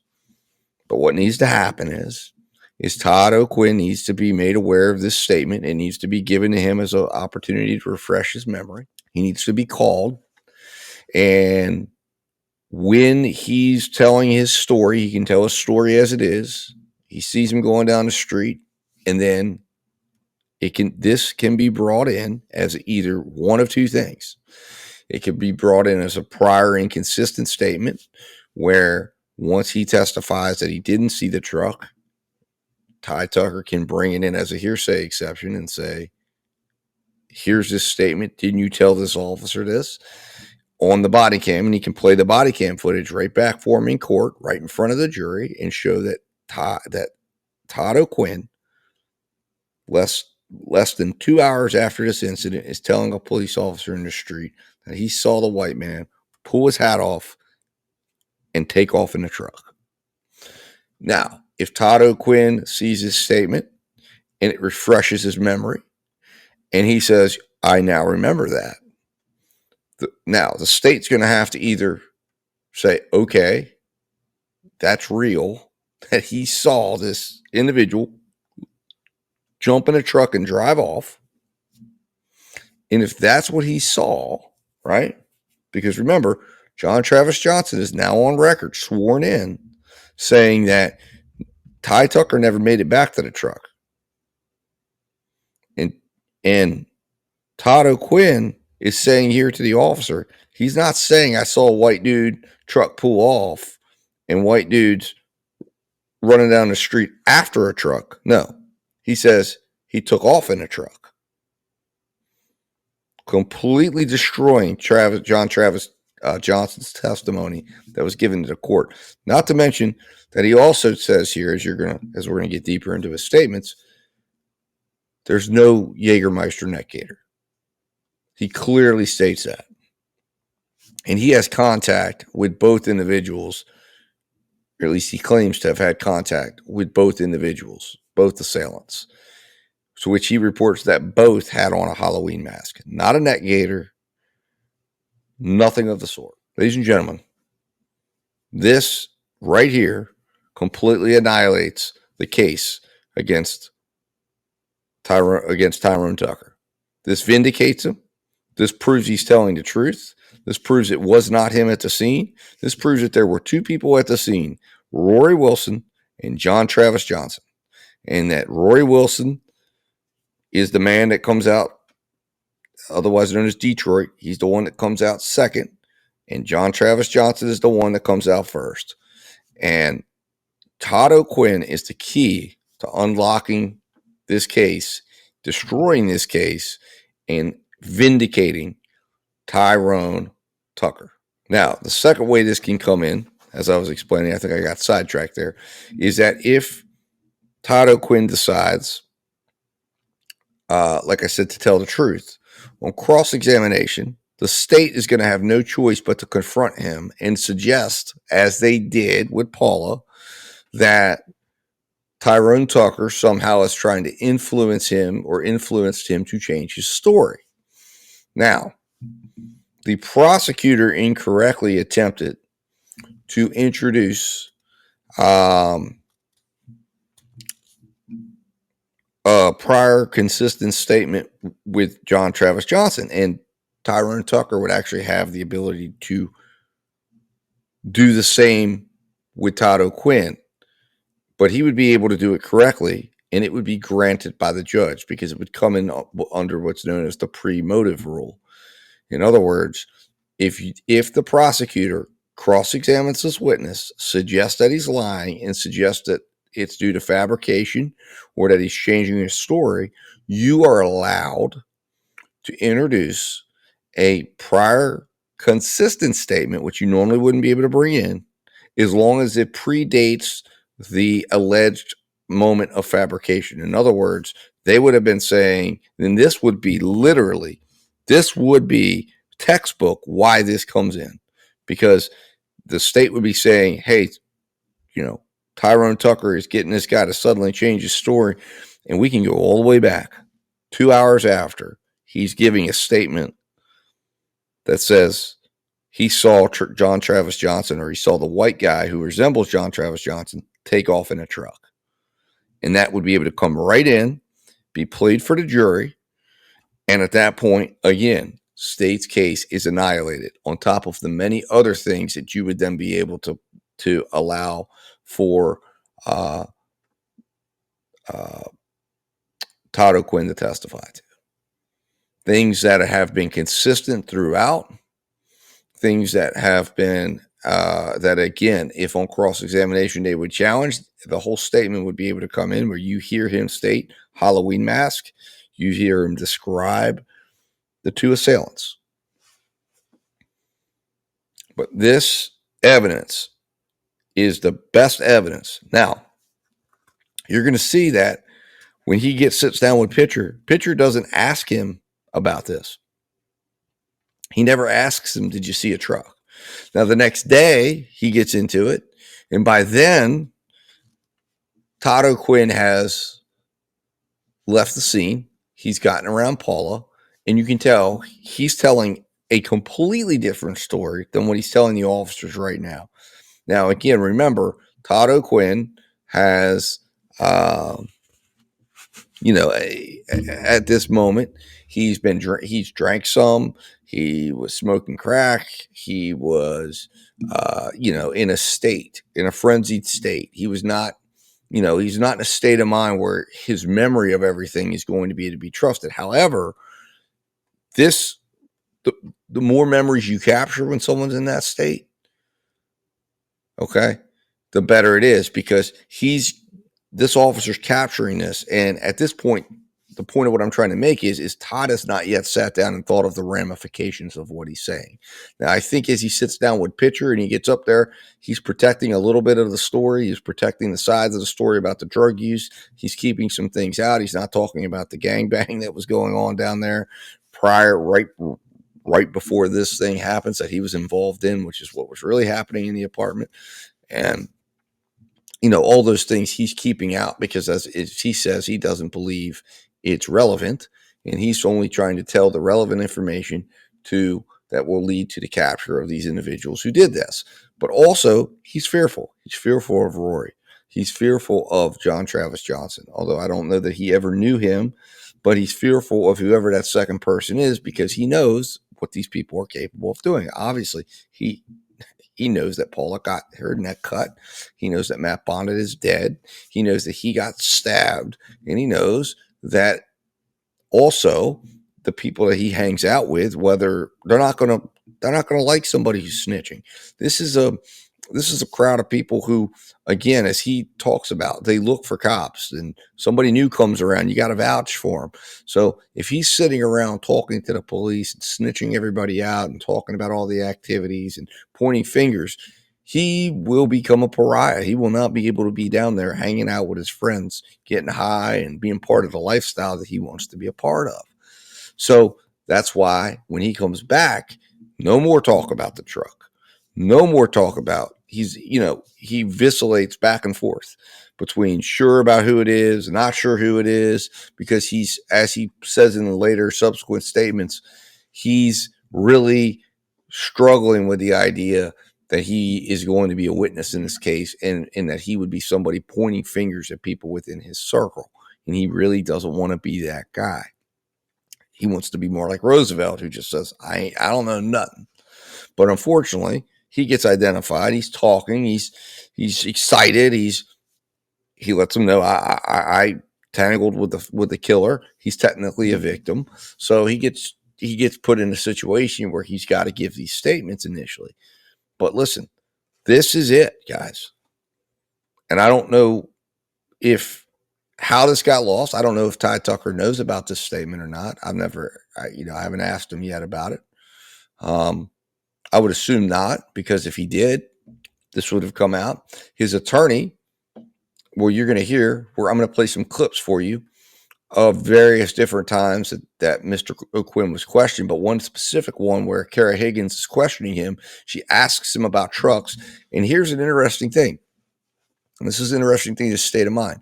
Most people, when you ask them a question, they say yes or no. When they're lying, they will avoid the yes or no because they don't want to lie, especially Todd O'Quinn, knowing he's under oath, sworn in. This is a sworn statement. So they will say things to deflect, much like John Travis Johnson did when he starts talking about his tools, starts talking about other things, starts talking about the other Detroit. And we'll see how he answers this question very shortly. But we're going to play this out. I want you to continue to listen to what he has to say and how this conversation goes. Let's keep watching. Which way did he head? The white dude. On Laurel. He went that way. Come out of the gate and went that way. Wait, we're facing the guy's house. We're facing. If we're facing. If you run out of his house, you're looking at CVS. Right. In between Keys, Yamaha, and the other one. Right on Laurel, right there. Okay. Come out So of which way does the white? He bangs a right and goes toward. To the end of Laurel. Yeah. Okay. And that's when I lose him. And what was he wearing? Okay, but did he turn the corner and come down second? Oh, I don't know. Or did he keep on going straight? I didn't keep looking. Let me tell you what I did. What was he wearing? So I go across the. I leave CVS. I go in there, up the fucking stairs. Matt's laying in a pool of blood on the second tier, all stabbed up. Paula's up there whimpering. I don't know. There's some other guy, random guy, doing something. Something. I get to the top of the stairs, and here comes the second one. Only one had left, and I thought they were both gone. And he tries to get me, and he hits me. I put up my hand in the pocket, and he hits me in the pinky. The black guy did that. Yeah. That's tonight. That's tonight. Okay.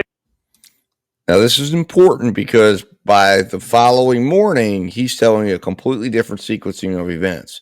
Because he's telling a story that he leaves, he turns around, he hears Matt, he sees the white guy go out, and then he eventually goes in to check on Matt, and that's when he gets attacked by this second individual.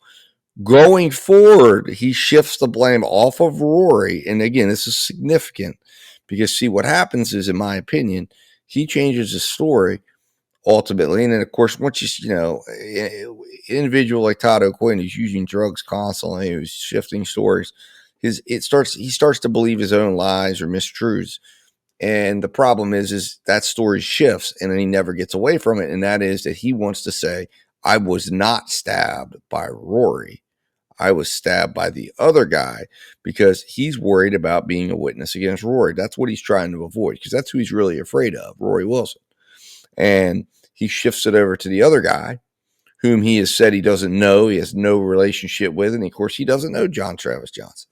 So to him, that's an unknown person, ends up being, according to the state tries to make that Tyrone Tucker, but to which he's saying that ain't Tyrone Tucker. I'm telling you, I never thought it was Tyrone Tucker. I know Ty. In fact, you hear him talk, and I broadcast this in my other video. He and Tyrone Tucker are very good friends. If it was Ty Tucker, he would have absolutely known it was Ty Tucker, and he would have said it was Ty Tucker because, as he says, it makes very clear he wasn't going to protect anyone in this.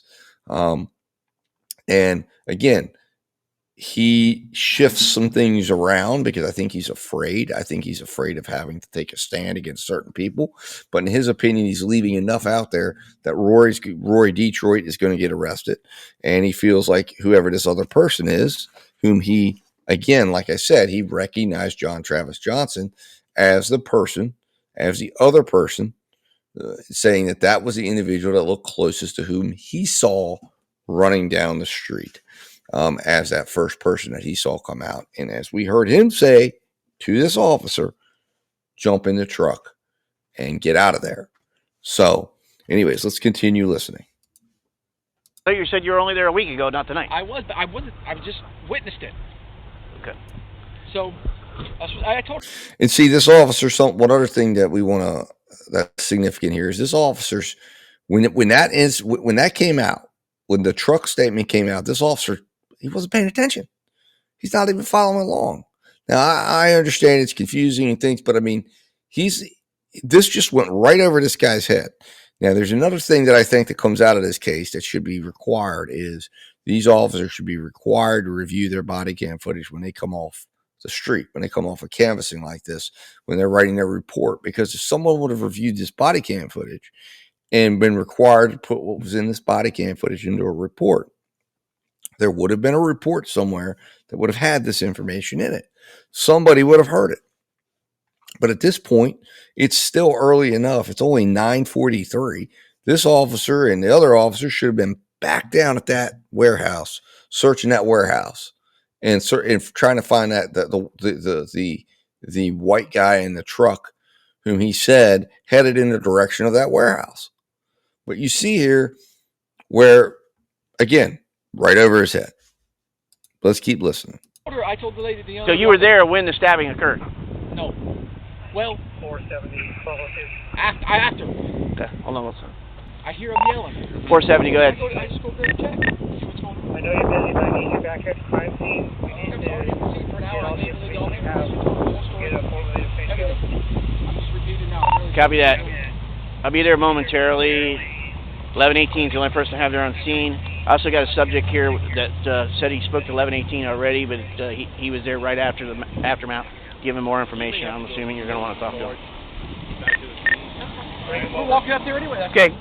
All right, so we've watched everything we need to. Again, that's the moment right here in this video that basically what happens next is he's going to be brought up to Detective Pitcher, and we're going to move on to that video now where he goes to Detective Pitcher now and gives an official statement to Detective Pitcher, who, of course, is the detective, one of the detectives investigating this case. So let's move up there to this one. I'm going to get that queued up, and we'll get on to that one. Give me a moment. We're here, and we're going to pick up. We're not going to start at the beginning of this thing. We're just going to pick up at the pertinent area where he talks about, and he's questioned about what he sees as far as what he sees when this individual's leaving, and what he sees over at the moments that he's there, and whether or not he sees a truck or not, or how that goes down. What you're going to see, it's not about what you hear, it's about what you don't hear and what's not asked. So let's listen here. I can't make it out. My hearing's not too good anyway, so I just hear a woman's voice. Where were you at when you heard it about? In the yard? I had already passed the thing and was fixing to go through the gate, and I turned back and I saw Matt come out and go up the stairs. Now I make it to here. Now I hear Matt yelling, "Help, help." I stand there, I see one guy come running out. Blacked out. Shorter guy, lighter guy. When you say shorter, like my height. Let me stand up. Yep, exactly. Your height. But skinnier, way skinnier. Maybe, and when you say maybe 145, 155. And when you say mask, can you describe the mask? Black mask with a white imprinted skull, like a Skeletor skull. Okay. With 3 little lines coming off the each side. Okay. Black long pants, black shirt, black. Now, of course, again, we see the ever-evolving story here because, of course, when he's talking to the initial officer, he wasn't sure of the clothing. Now he gets up with Pitcher and he starts to kind of, start to become sure because, again, as you can see, Todd O'Quinn seems to be very susceptible to suggestions. So he's now understanding what's important, what's not. And, of course, he's concerned, as he would say later on, he was concerned all during this interview about the officer finding out about the drug aspect and the fact he was consuming drugs, buying drugs, and all that instance. And he also didn't want to look like a snitch in that regard. But regardless, he does say the mask was a skull mask of that first individual, not a Jägermeister Gator. And if it was a Jägermeister Gator, he would have seen that. He would have identified that. And that, again, another point of annihilation for the state's case. And even if Todd O'Quinn tried to change it to a Jägermeister Gator, you could still put him on the witness stand and then bring this statement in and the other statements in that he's made where he clearly states it was a skull mask. And it would make, again, obviously, it would make him look uncredible now, and you'd wonder what was the motivation for him changing it. But the important thing is getting this before a jury to show this is what this guy's reflections were moments after. No motivation, no influences, nobody in his ear. Day one, this is what he says. And the description he gives, 145 to 150, that is not Ty Tucker. Okay, that's not his description. It's not how you would describe him at the time. And then you're going to hear further as he talks about how he pulls the mask off. What you also don't hear is, again, he never again lets it slip about the truck. And nor is he asked about the truck, because there seems to be an assumption here that everything's on foot by all these detectives, or there's a black sedan, but they really don't even ask that question. It's kind of weird how the black sedan leaves. Nobody's asking about vehicles or cars until now. Pitcher does ask the next day, but during this interview, that specificity doesn't come in. But anyways, let's continue listening. Black. Was he carrying anything? A knife. Can you describe the knife for me? Can you Yeah. size Well, one? I mean, it's, Yeah, I know. so anyways, he bends the corner right here. He doesn't see me on a thing. He bends the corner right there. Takes off his mask. White hair, brown. White guy, brown hair. So, Did you see what he did with the mask? Did you see what he did with the mask? he kept saying. Then these boats were in the way, so obviously I'm standing right there. I can't see him. I see him right through here, And he where rounds there's no the corner boat. and goes that Right. way? As soon as he hits the bow of this, which is about that telephone pole, I can't see him anymore. Okay. Plus I'm yelling now, and he starts to pick up the pace. He's getting somewhere. Okay. So then I think it's over. I shoot off the wall. I make it up to the second tier. Obviously, Matt's face down in a pool of blood. Okay. Don't worry about all. I go to check pulse, check on Matt. I look up. Here's this other one coming down the stairs at me. What does this guy look like? Bigger. White guy, black guy? Black. He said something that made me think he was black, but obviously he had a mask on. So Do you remember what he said? do I know you, or who are you, or I'm gonna get you, something you. I look at, and he's coming at me with a knife. He takes one down thing on me. I block my here. And he hits me in the pinky. Right there? I'm up. Yep, I'm up like this, and somehow the knife blade actually slid Hold on, in between one- my two fingers. Hold on 1 second for me, See, okay? there's a cut on this side too.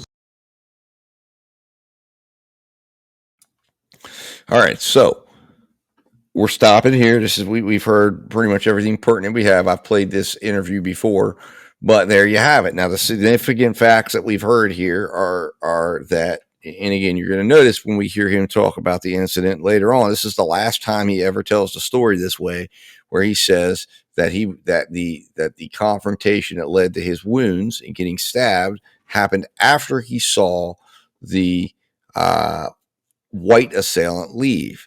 Now, you saw what he said: brown hair, younger.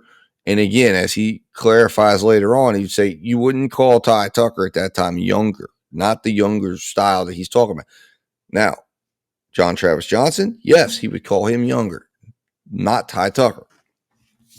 Anyways, but he says he got stabbed. He says he heard Rory Wilson's voice that made him believe he was black. And he heard it. He of course, had told the previous officer at the scene. He gets into talking about Detroit and who he knew him to be, and how he thought it was most likely Detroit that was there, that was attacking him. So, anyways, let's move on. We're going to move on to the next video, which is going to be the next day, and you'll see how the story evolves then. And for the first time, he's actually asked specifically about cars, trucks, and things being at the scene. But let's move on to that video. Right here.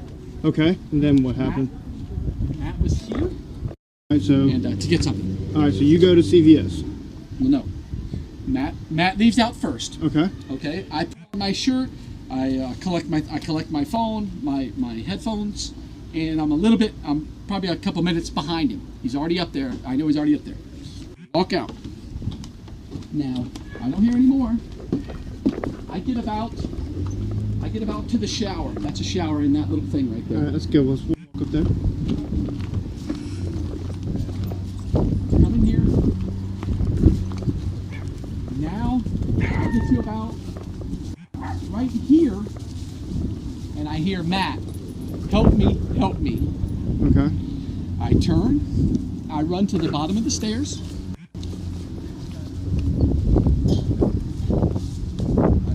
And I look up, and I see the white door, and I see two silhouettes. I see Matt is pinned up against this railing on this side behind that black bucket, and I see a guy or somebody face to face with him. Looks like to me like he's punching him. Okay. So I say, hey, get off him. And I bound up the stairs. Okay. And I hit the guy. Now, let's go.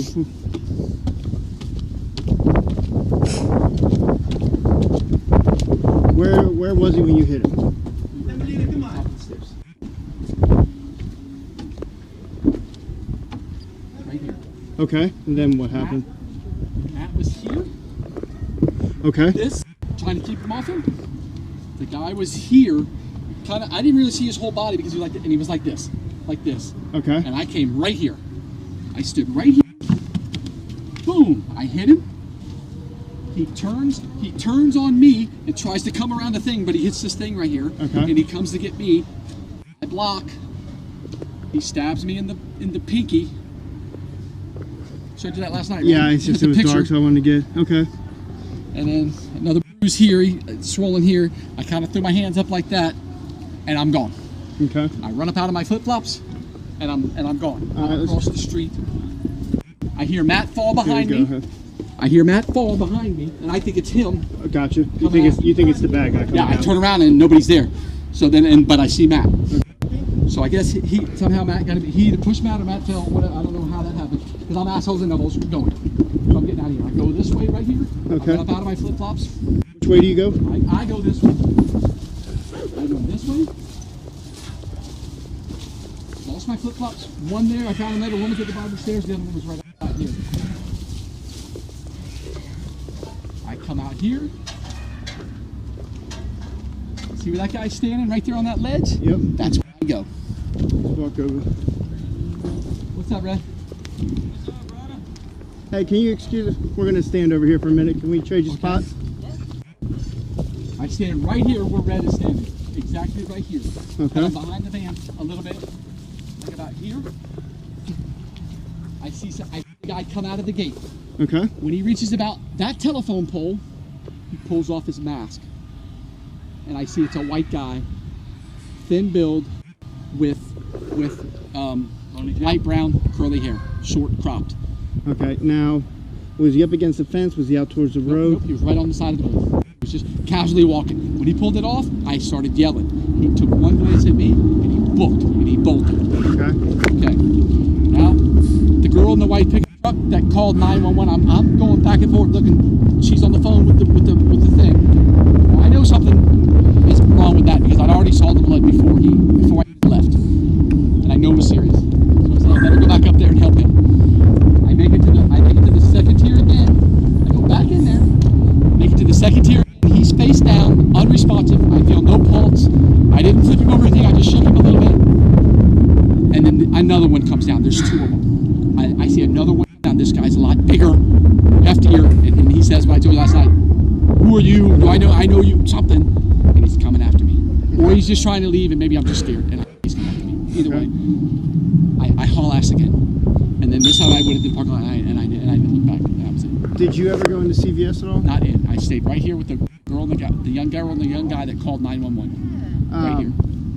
And then Roger comes and then. Okay, so now you've seen the evolution of the story. Now, a couple things to note. When he's pointing down there, if you look at where that's where the truck, he saw him running towards where the truck was. Now, we already have the initial statement where he acknowledges he gets in the truck and takes off. Okay.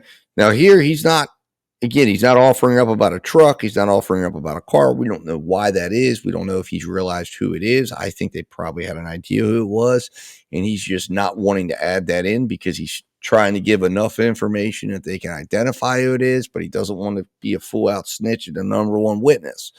But again, we know 12, 14 hours ago, he's in his first statement to the police, he says he saw that first person get in the truck and get out of there. Okay. Now, you don't hear any specific offerings. The pitcher hasn't said to him, did you see a truck? Did you see him get in the car? He just says, no, he went down there. He took off running. You also hear the confusion that he's in. He really doesn't. He's scatterbrainedly telling the story because for him to have been up, it means he would have seen him go down. Clearly, he saw him get in the truck because that's what he says in his initial remembrances. But Now he's trying to remember. He says, well, I was going back and forth, and you could tell how he just kind of tells things in a very haphazard fashion. He's adding things. He's not remembering, probably partially due to the fact that he was high on crack and he was, later on drinking in the evening, and just it was dark and all that. But what he consistently says is he consistently tells you they were skull masks. And he consistently says that it was a young man, brown hair, that he saw walking down the street. Now, this is the first time that we see the storyline or the timeline shift to where he is now telling the story that he confronts the first man and that the second man now just chases him out. I believe that was intentionally shifted because he was warned, you don't want, Rory's out. He didn't want the story to get out that he was trying to snitch out Rory. That's what I firmly believe. So he shifts the story. Unfortunately, it's a shift that continues and stays with the story as it goes, probably partially because, again, as he shifts the story and gets down the road, he's still using drugs. He's still getting high. He's still, doing things that are not going to help retain memories. And he's talking to people as well. He's talking to Paula. He's talking to others. And you can tell he's somebody who is susceptible, already to when he's talking to the police and he goes from, I don't know what they were wearing, could have been shorts, could have been long pants, to he's talking to picture and it's completely long pants. He thinks that's what they want to hear. Now we're going to fast forward a little bit in this video to where Pitcher sits him down and basically says, I think you're holding back on me. And then he gets into actually what was happening and going on in that trailer. So let's go back here. Yes. Okay. And then I got to go. He already knew I had to go to the hogfish. Yeah. I said, I'm going to go get a thing for Paula and put And off. that's when you made it up to the front and then turned around and came back. Right. Okay. We were right behind it. I was minutes behind Matt. Okay. It showed right on my phone. I talked to Josh like 2 seconds before that, and his text says, come have a drink at the hogfish. I said, okay, I'll be right there. Okay. And then it's like, boom, everything just kicked off right there. Yeah. So then I come down there, he's like, what's up? I'm like, bro, I'm fucking, look, what do you mean what the fuck's up? Look at all this shit, dude. Who said that? Who said that? I'm sorry. Josh. Okay, so after all that, and I gave the cop, she showed up, the one female officer that was here, showed up by herself. Yep. And I told her, I met her at the thing. She said, what's going on? I told her everything, gave her ID, she got all my information. I said, I'm going to have a drink at the hogfish. And then after I left the hogfish, they had the road blocked off at Front Street. And the officer, asked me if I had ID. I said, yes, sir. I said, but I've already given it to the officer up there. He's what do you know? I said, well, I was involved in that stuff. Oh, well, you need to go back up there, and then that's when I met you. Got you. And that's where we're at. So, obviously we're gonna. Luckily for us, we have. This is good. We have video cameras all around here, which is nice. And that's definitely playing a huge role right now. Being honest with you, obviously we're gonna pull your phone records. We're gonna pull everybody's phone records. I'm sure you already knew we were gonna do all that. That's why you're right. It's better not to lie because it's all coming out. Yeah, and it is, and it will, especially something like this. Troy. Nope. Are there any of the numbers when we pull the cell phone records? There's no number, video and phones and everything else. We're gonna be able to verify your story completely, and you're good. And plus the fact that you're being so cooperative is obviously huge. The reasons that I have concerns are just a lot of the other witnesses pinpoint saying that 100%. A mask is a mask is a mask. They wear it for a reason, to conceal their identity. Say, I know who they are, would prelude me thinking that I had something to do with setting them up. For one, I wouldn't go up there and try to protect something that I'm not even going to go there anyways. Right, I see what you're saying. I don't know them, and if I did, I would give them up. I'm the newest person in the group here, and I know Detroit for one time. Paula swears up and down it was Detroit. I trust her on that. He kind of meets the profile because the dude was bigger. But there's 1,000 big guys. There's 1,000 little guys, little white guys. I wouldn't even have known he was white if I wouldn't have seen him pull up his name. I don't even know if that guy was black. Did he look back at you at all or anything? Yes, he did look back at me. But it was a real quick flash. I knew he was white. I knew he was slimmer build, and I knew he had close crop, kind of curly hair. Well, the good news about that, there's actually a camera on that Billy right Where? on the other side of that boat, up high. Really? Yep. So that'll a lot. See? And you'll see him pull off his mask, and you'll see him, look, when I yell, you'll see me at the top of the thing, and I'm waving my hands and I'm yelling. So, and you'll see me run back in and out 2 times.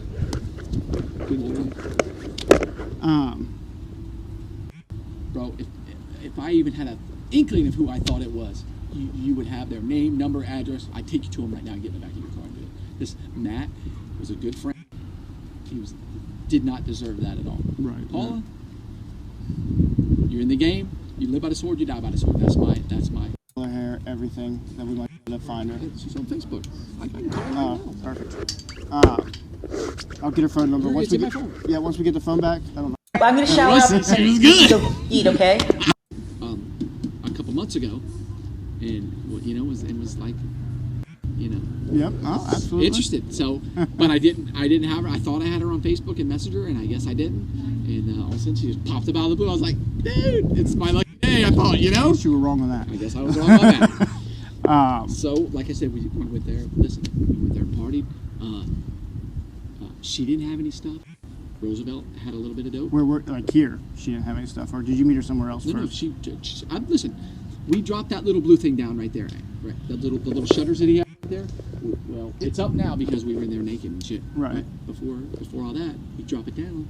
But we have a direct line when we're sitting on the couch watching TV. We can look. That little anytime, no problem. The dog's a great dog. Hey, great alarm. So, and you know what? And I didn't even hear the dogs bark when that shit. I don't know. Maybe I don't know how to miss them or whatever, or I would have looked and I probably would have saw them coming in. Yeah. Because no, it was up. That's right, because she was in there. It was down to begin with. And let me finish. So then she got here. We're making small talk. Roosevelt comes down. He's got dope in his mouth. Whatever. He fucking breaks her off. As soon as she hits, okay, she's ready to suck.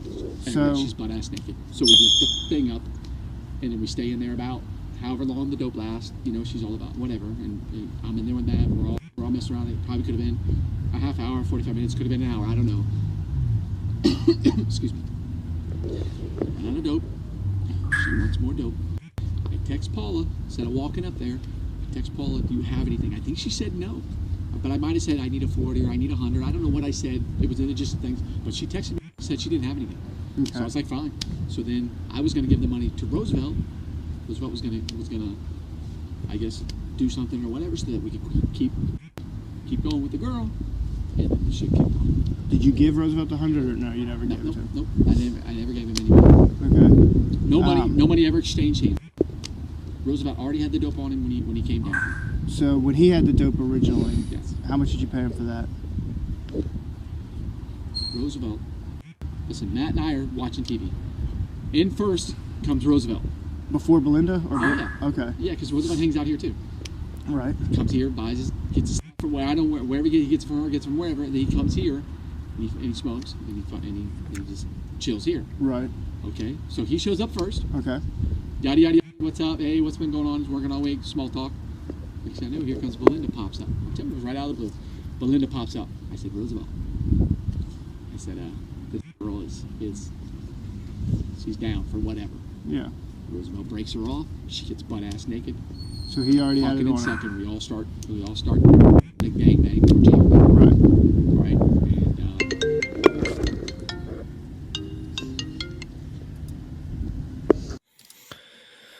All right, so I think we got the flavor of what was going on there. So the reason for sharing that is because this is the only time he ever talks about what was actually happening in the house at the time that this went down.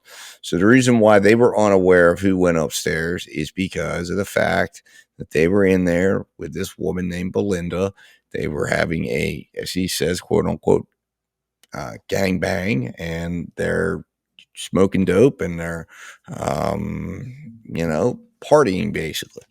And then the drugs run out, and then he starts trying to contact Paula. And apparently in his phone, I guess there are messages of him asking for some money, or, asking for a certain amount of drugs. And the reason why he's sharing this with detectives is because he's trying to make the point that He didn't even think she had anything up there.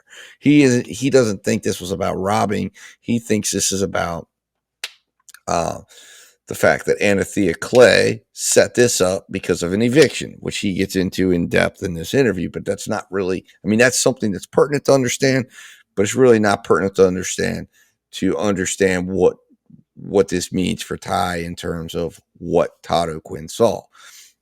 And of course, Detective Pitcher is interrogating him about this $40 or $100 because there was a $100 bill that was found, the picture was taken, and you know, there would be an implication here, I think, that maybe Todd O'Quinn was heading up with $100 with the idea that he was going up to try to buy some dope from, or maybe Matt was, somebody was, and then this situation occurs and that $100 bill ends up in the grass off to the side, or maybe Todd O'Quinn had it in his hand or in his pocket. I mean, who knows?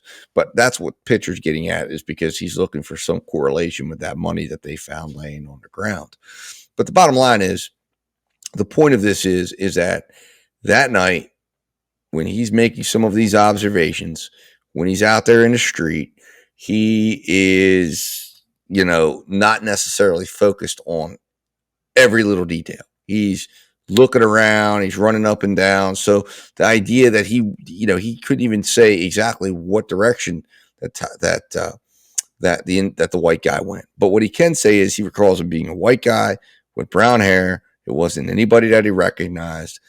As he told that initial officer, he got in a truck and took off. So, and of course, he consistently tells the story that he saw skeleton masks on both.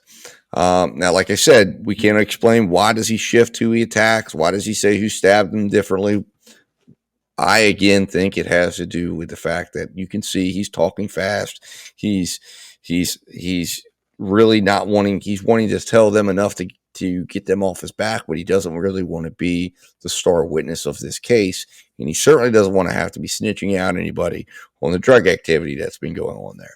Now, next video we're going to look at here. Give me a moment. And this next video is at a hotel that he's staying at, I believe, if I'm not mistaken. It's either in a shopping center that's right outside of the hotel or near a hotel where he's been staying at. But they're coming to show him and do a lineup with him. And this is the lineup that he ends up picking out, John Travis Johnson. So we know what we have here. We've got, all right, we've got his initial description that he gave. We've got the initial statement that he's that the individual he saw got in a truck and took off. We've got the description that he's pulled off the hair. It's brown hair, young man. And he was heading down the street, and he was heading right where that truck was parked, right at that light pole. So now he's going to pick him out in a lineup. At this particular point, now, when this lineup was done, remember, the stakes are high. That's why Malone's there, Pitcher's there. They're praying that O'Quinn, that's why they said if O'Quinn doesn't identify Ty Tucker in the lineup, we're sunk. And they're praying that he's going to do so, but he doesn't. And he says he can't identify anybody for certain. He says he can't even identify John Travis Johnson for certain, but that individual closely resembles the person he saw, but that due to the distance, he wouldn't feel comfortable saying that's him. But anyways, let's watch how this unfolds. Let's go ahead and initial right there. Okay.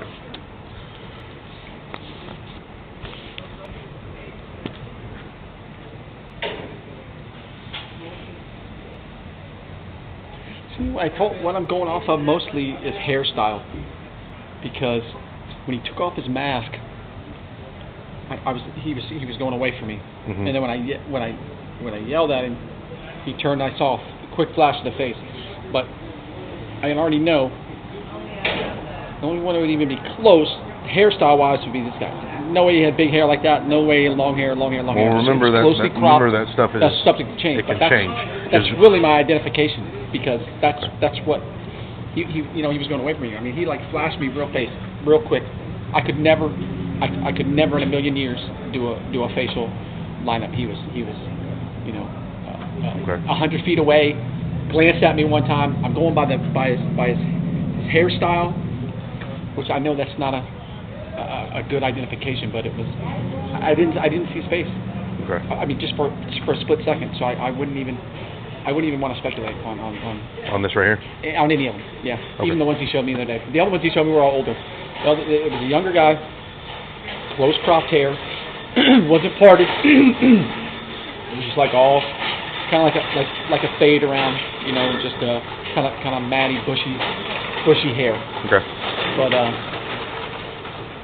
I mean, I really just glanced at his face from a long way away. I couldn't even begin to even. That's why I was telling him to take a picture. I said, you know, photo lineups aren't really they're really frivolous because I didn't really see it. And even when we were at the scene, they had the masks on. Okay. And so he took it off. And he just had like real close cropped hair, and just light sandy, you know, brown hair, and that kind of curly, you know, like thicker. Okay. And that's pretty much it. All right. All right, so there you have it, and that, like I said, it's not readily apparent. They don't say names, but he says. Now he also says later on that Ty Tucker was in that lineup, and he says he recognized Ty because he knew Ty really well. He didn't say anything about Ty because he knew Ty was one of the people that had been arrested, and he was just afraid at the moment to identify people. But he said Ty was not the guy. He said he saw him in there, but he was not identifying him as the guy that he saw. He just recognized Ty as being in the lineup, but he said absolutely 110% was not Ty. Emphatic, very emphatic about that. So, all right, let's move on to the next video. So Matt gets up and says, I'm going to go up there and see what's going on. I say, okay, I'm going to go to the Hogfish, have a beer.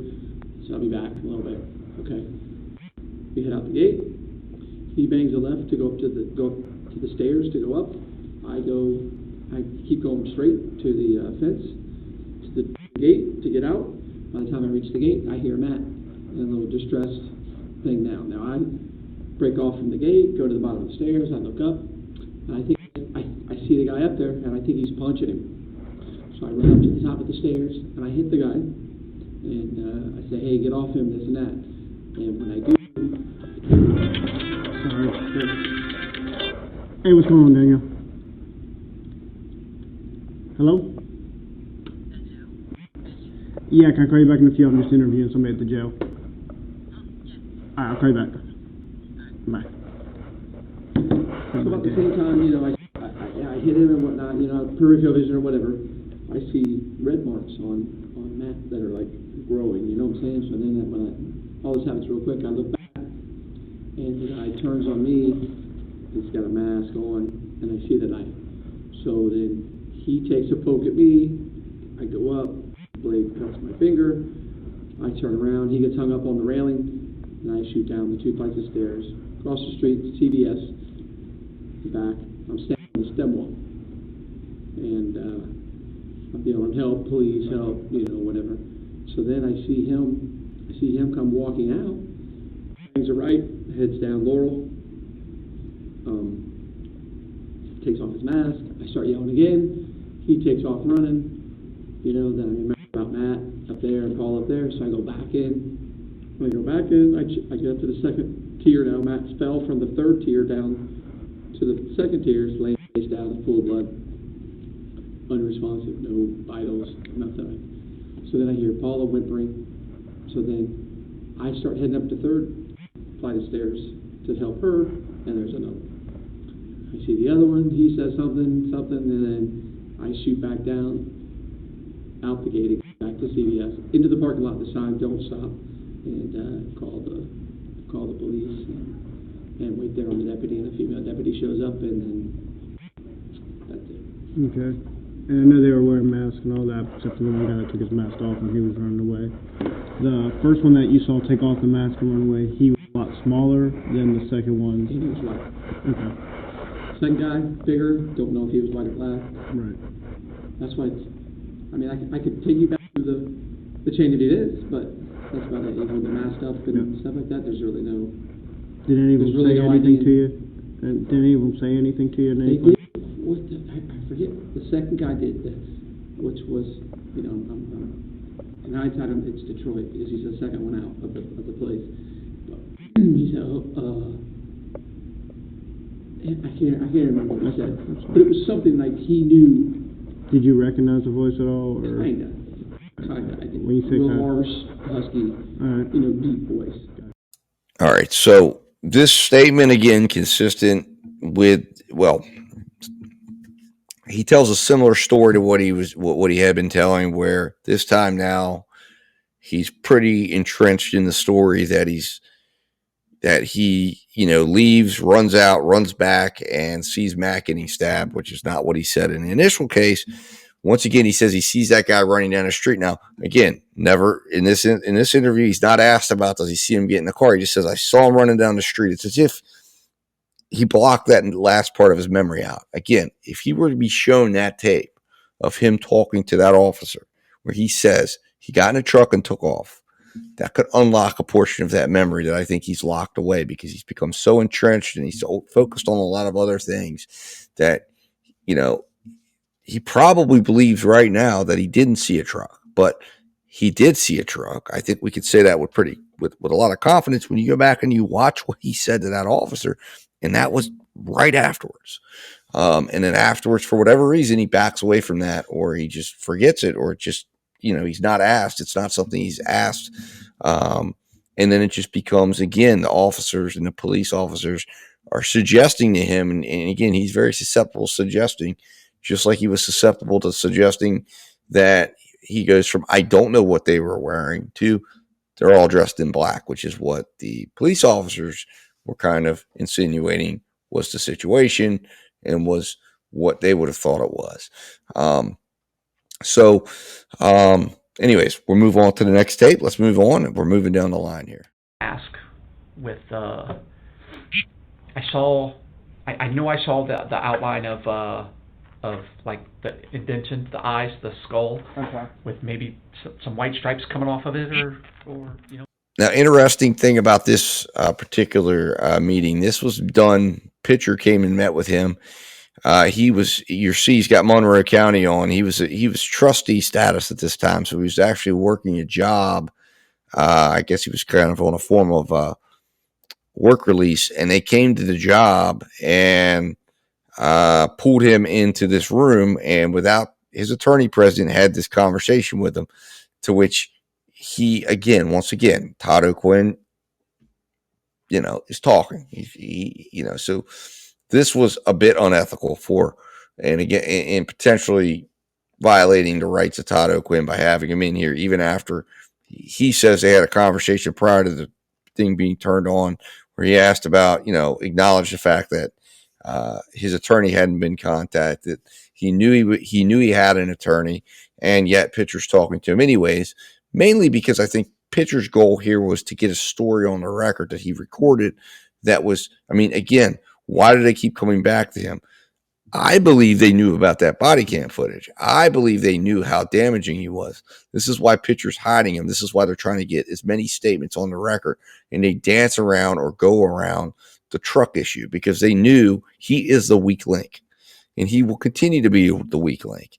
And again, if after this video airs, if Tyrone Tucker decides to pursue this and pursue getting him there and pursue this angle, and something happens to Todd O'Quinn, we're going to know why. Okay. So nothing better happened to him, because we know he's very important. We know he's the key.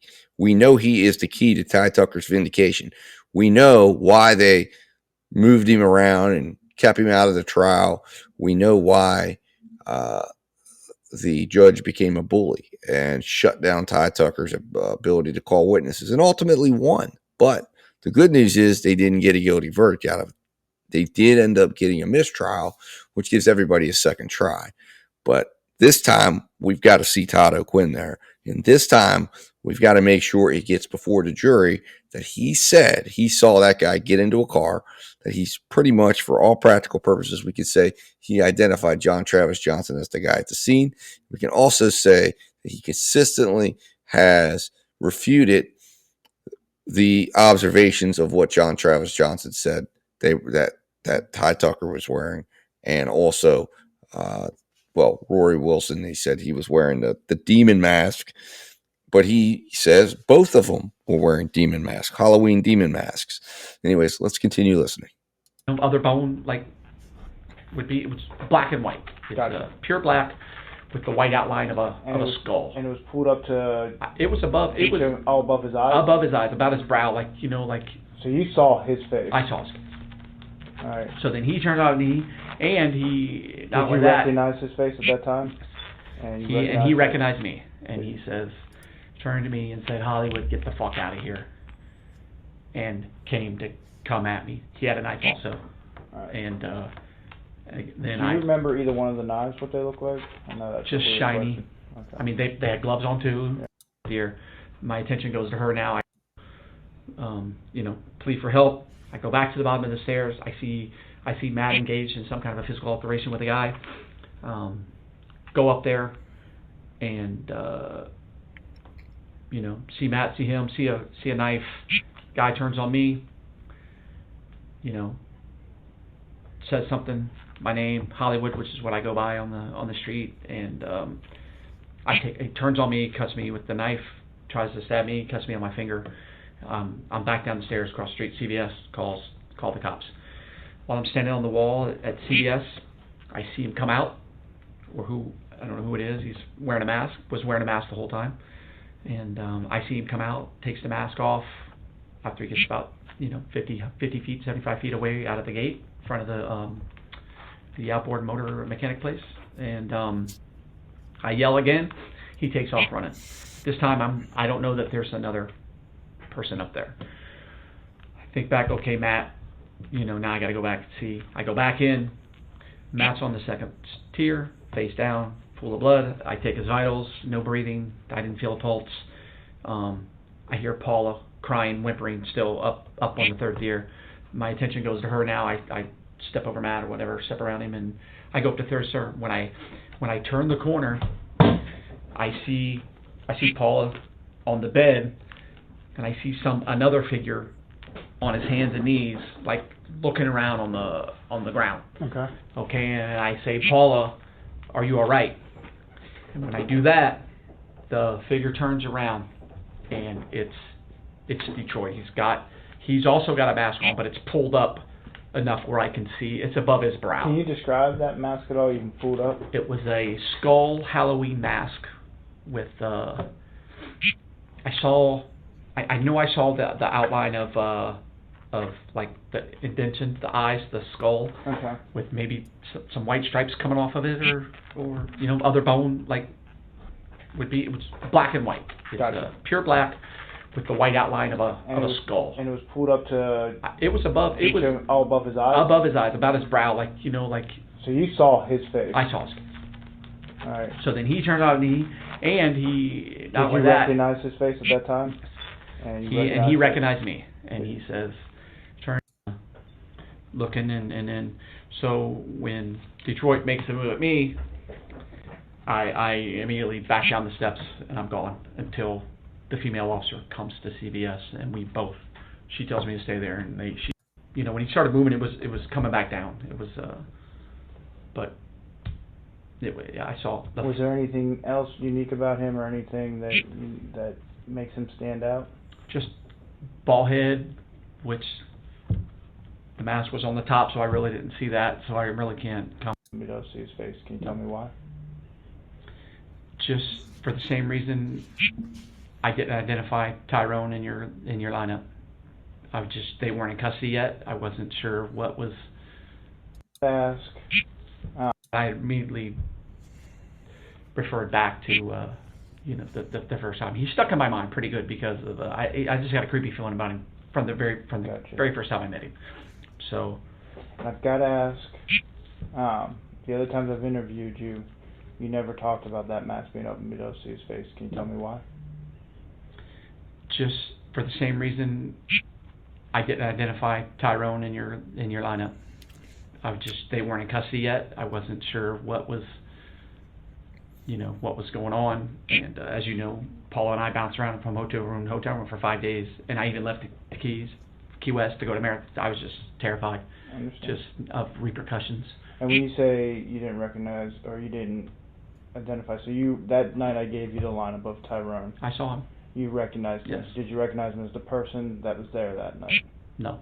No, but you did recognize him. I recognize him, but again, like we talked You about, just can't he put was it. walking away like a quarter in away shot when he took the mask off, and I keep saying I'm still not saying it was him because Right. I'm not going to sit here. I can't No, testify to I that. don't want you to do that. I can't testify to that it was him, but I did see him in your lineup at Do the you, hotel when you came there.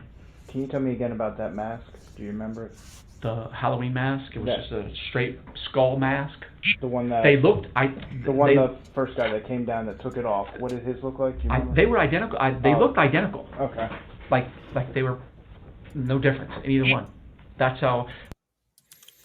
And see, the issue that the reason why he's here talking to him is because there's a multitude of reasons. One, I'm sure, I don't know, maybe they've never realized that truck statement was made. But the big issue they're having with Mr. O'Quinn is John Travis Johnson says it's a gator, a Jägermeister gator. And he's saying it's a Halloween mask. And that's why Todd O'Quinn absolutely is so important to this case, because he's the witness you need, because of the fact that, again, if the state were to try to say that he changed his story or insinuate that he was trying to help out Tyrone, those are the moments that you can then bring in a prior consistent statement and say, no, you can play the statement. The first statement he ever gave the officer standing out on the street, which has the truck comment, you can play it all the way up. Not to mention that if he is willing to testify, to the fact that if that were to unlock a memory, he could testify and say, yeah, I now remember that. And if the state tries to contest that, they can bring that statement in again. There would be an exception to the hearsay rule. This is extremely important. This is the most important witness that Tyrone Tucker can get on the stand, because he's got all these statements. He's got all these different things that were said.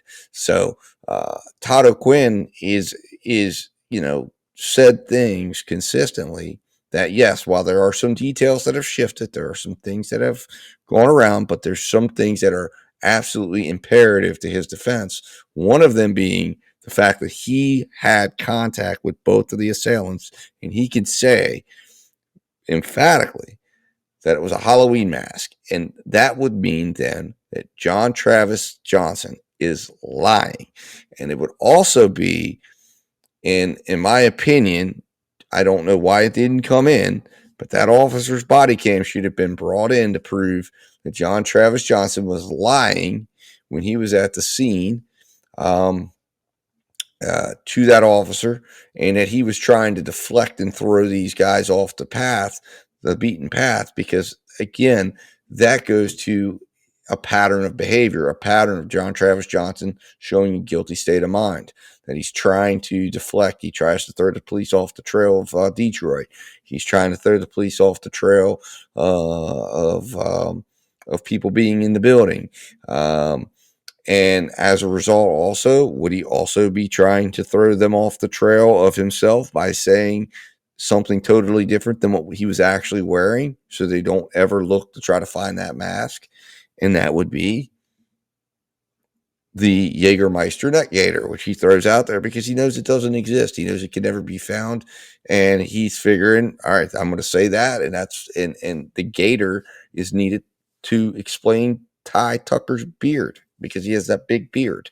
So he's got to explain, why would no one see the beard? And I don't know what was said to him off camera in those moments at the police station, but we know Phelps acknowledges this. Pitcher acknowledged that was an issue, that she said that was an issue when she was concerned about the statements. And there's also the empty interrogation room where you hear her saying that and essentially planning this thing out, that she's got to figure out how to find evidence to prove Tyrone Tucker was involved in this. So Todd O'Quinn is the witness. This guy brings to the table so much. But anyways, let's continue to listen a little bit longer. I saw the first one, and then when I saw Detroit's was rolled up, I could still see the top half of that one, which looked exactly like, but I saw the full one. Whoever the first guy was, I saw the full one. And I mean, and the full face of a skull. Yep. And little, like, white lines or something coming off, or maybe they were teeth, or Gotcha. maybe they were Just some hard kind to tell. of accents of something. But it was like raised, embossed white on a satin black, jet black mask. Okay. Fully masked, gloves. They were blacked out. Gotcha. Head to toe. All right. So. Appreciate it. Has anybody ever talked since that night? Has anybody said anything to you? Have you heard any? That's really the only. Who's about they? We didn't. I didn't ask her anything. She didn't ask me anything. It was weird that we both left. We never even talked. Like we said, on how. And you have to make a 180, and there's a little landing, a little curve, and where it goes up, and it was about 15 feet, 20 feet. There's probably, double where I am right now. Put my foot on the first stair. Right, you went I on the just saw land. that to me. You know what? I never. Did you said both of them called you Hollywood? Did you know Tyrone prior to that? Like you had a relationship with him or whatever? I know Tyrone very well. Okay. Very well. Gotcha. And that's what another thing that strikes me. I don't want to, in that respect. I didn't pick up on it that it was him. No problem. At all. Even when he took the mask off, when he was, and I say again, I'm saying he. Even when the guy took the mask off, still I didn't recognize him as Tyrone, because his hair was, when I knew him, his hair was longer. Okay. And, like I said, I did 3-4 months with him in Marathon Jail. That's when I first met him. Yep. I got him a job. When I got out, he got out before me. He knows me as Hollywood. All right. Very few. Crystal probably the only one. I mean, they know. I don't think so. Just, in my heart, I'm thinking, that April had more to do with it than, I mean, for the timing and the knowledge. I don't know. Paula was pretty open with it also. I'm a fan of crack, and I called Paula right then. And I mean, we're talking, 15, 20 minutes. I called her. She told me she didn't have anything. Okay. And back, she said yes. And so, and she wasn't nowhere around. Okay. But this and that, you're aware of everything that's going around. Just like threatened me. But I tell you again, we put the eviction notice on the door. Paula signed it. I signed it. And if I was to do it, I'd know her inside now. You can't deny that. Right. So if that's what it was, that's what it was. But so there you have it. Emphatically saying, listen, he heard the voices of both of these people. Now, again, remember, the first time he tells this story, the only person to call him Hollywood is Rory. And his story evolves to where now both of them call him Hollywood. Again, I think those are the things that he's getting wrong. He's misremembering. But then again, maybe it's true. But I think, again, we go back to that initial statement where he's talking about the events, the sequencing of events. Things got shifted as he's trying to remember things and thinking back on things and talking to Paula, and he's, things are moving around. But one thing that he has said consistently from the first time he found out Tyrone was accused, and he continues saying this, is that individual didn't sound like Tyrone, he didn't look like Tyrone, and he knows Tyrone very, very well. And the person that he did say he resembled, when he looked at the lineup, John Travis Johnson. And we go back to the smoking gun here, when he says in that first statement, he got in a truck and got out of there. You heard it. And once you hear it, and then you apply that to everything else, that is the smoking gun. That is the thing that is the reason why they kept Todd O'Quinn from the grand jury. That's the reason why they're hiding him now. That's the thing that they're most scared of when it comes to Todd O'Quinn, because he holds the key, so to speak, to unlocking Tyrone from this situation. Let's go to the next statement. And all that stuff, it's just not, it would be hard on it for me just without all that. For 10 to think nothing's ever have any So there was never I don't any know how sort many. of, You know what? So You're hard of hearing. Right. And I can't. I'm not in the little. White male. White. To try to watch what happened. Right. All right. And then what did you see next? I saw the person what I thought was up there exit the property and take a right and get about 50 feet, take off the mask. I started yelling again, and he turned, kind of cornered away, looked straight at me, and again there's a little window of view there by the boats where they go, but it was when he first came out, it was a clear shot, and it was just a younger guy, took off running. Okay. What did he look like? He was younger, shorter, curly, brownish, reddish hair, little, White male. White. Okay. Was it Franklin Tyrone Tucker? Absolutely not. Did you recognize the person? No. Did you know John Johnson Travis? Do you know him? I didn't even know that there was 3 people involved until I, again, was made aware of that. I didn't. There was no other. Who told you that there were 3 people involved? You know what? I want to.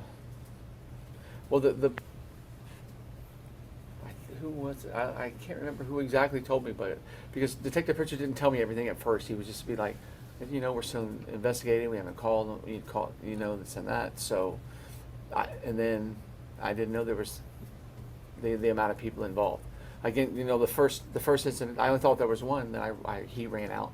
Then I go back in again to help, and now there's 2. Okay, so after it's all over, now I hear there's 3. I'm like, well, okay, so let's concentrate on what you saw. Just what you saw, not what other people told you, but what you saw. Then again, to answer your question, no, I don't know that guy. I didn't know he was involved. I'd never seen him. You didn't know him.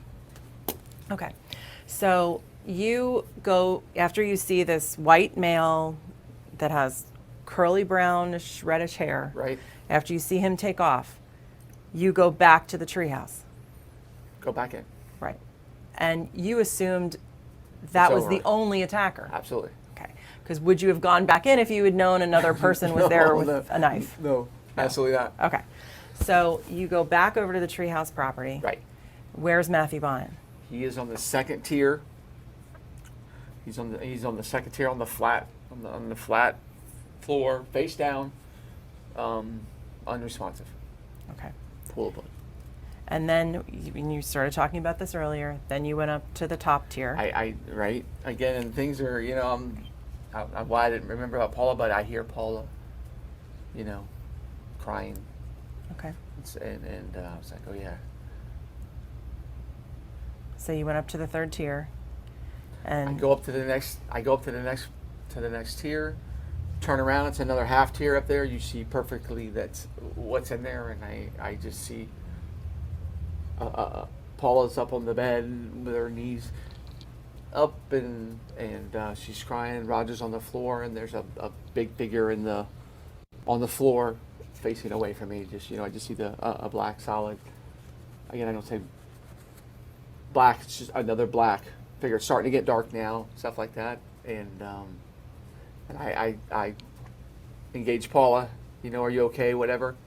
And that's when I see this person flip around with the mask, the mask that I saw the first time on the guy that left. I'm thinking there's only one, and it's kind of rolled up over, like maybe to his eyebrows, up, and again turns around, acknowledges me again. I look and see it's Detroit. Acknowledges me by my Hollywood, and screams some profanity and tells me to go, and starts to go, and I'm down. I'm done. And you took off again. Again, didn't go back after that. Okay, and you waited at CVS until law enforcement arrived. Yes. Okay, and who was the first police officer that you remember speaking to? A young lady. I don't know her by name. Okay, and did she tell you to do anything at that point? No? Just give when I got back, just information, just basic information she took at the very beginning. Okay. Didn't really give me any instructions and wouldn't comment on anything. And I left, let me leave, and I went on and went to the hogfish, which was my original intention before it all started. So I walked off. Did you think it was unusual that she didn't ask you to stay? Absolutely. Why? Why? It just because that's you're supposed to, I guess get a statement right there or get something. I mean, she barely took my personal information, and then I was gone. It wasn't until I was stopped further down when they had the island on lockdown that the other detective or the other sheriff said, "Oh, we've been looking for you," in a car on the street. Exactly. And they asked now you. they bring me back, and okay. Right, and they said, "Do you guys know anything about this?" Absolutely. And you said, "Yeah, I was there." Yeah, I mean. Okay. The one that called trying to tell you the whole time. Right. They didn't seem interested. Okay. So, you are sure, is your testimony, that you only saw 2 people there? Yes, ma'am. Okay. Did you see a truck in the area? No? All boats on that street. Okay. Did you see anyone get into a car? So I want you to understand that. That question was a direct question, but I want you to understand the interesting thing that happens, right? Because a lot of times when someone's trying to hide something or not wanting to talk about something, they deflect. And what he did there was he deflected.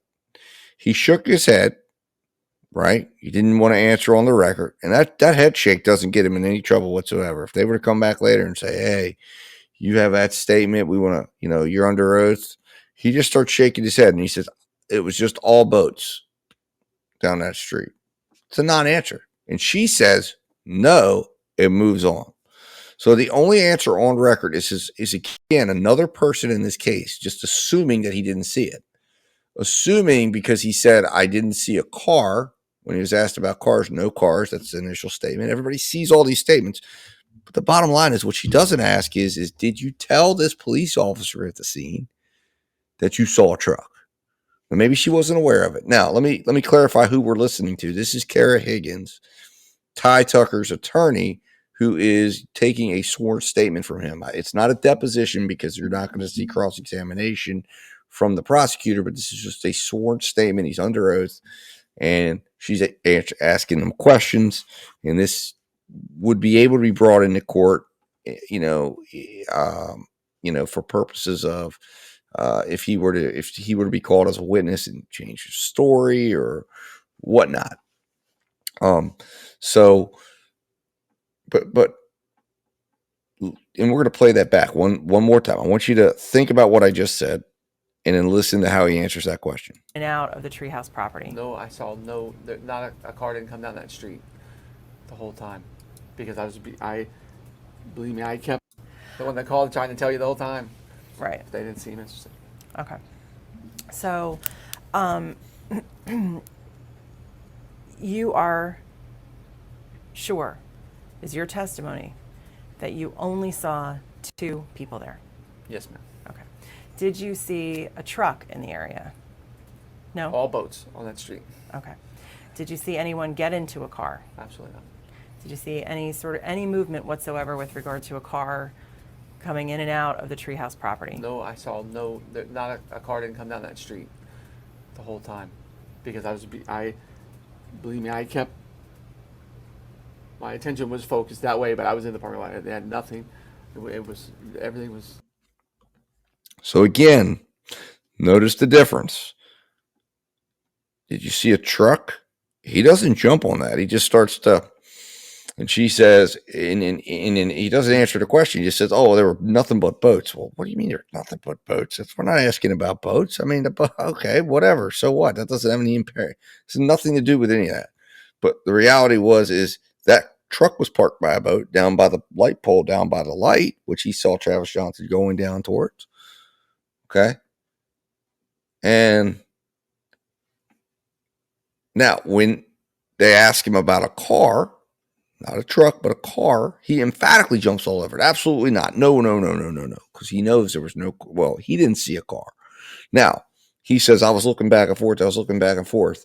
So is it possible he missed it? Of course it is. Is it possible that if he was running back up inside, or running up near the CVS and he's talking and he's, running around frenetically, he's talking to Roosevelt, as he said he had been conversating with Roosevelt up in the CVS park. Could he have missed it? Of course he could have, especially if it pulls up real fast and takes off. And that young, like I said, I hypothesized that the dark colored Ford sedan could have been mistaken. It's possible. We don't know, but we do know that she had nothing in this. She had no reason to lie, and that's what she says she saw. But again, it could have been both, because the timing of everything, meaning he had not yet gone up to CVS to tell someone, hey, call 911. When he says he saw Travis Johnson walking out, get in the car and get out of there, he says he goes up to CVS after that because he heads back in, checks things out, runs up to CVS and says, help, help, help, call 911, call 911, call 911. Okay. And at that point, he's already been, stabbed and whatnot. And then he says, that happens. And then, of course, he tells the story and changes up and says, no, I went in, I had an altercation with the first guy. I run up, I go to the retaining wall and I'm watching, and then I see him come out, pull his mask off, and then he gets out of there and I lose him because then I'm heading back in, and that's when he has a confrontation with Detroit, and he's checking on Paula, and he realizes Matt's is down on the ground, stabbed and hurt, and that's when he runs up and then continues to tell and stays up there and doesn't go back down. So the point of the matter is that could he have missed that car? Absolutely. But I believe he definitely didn't see a car because he's all over that.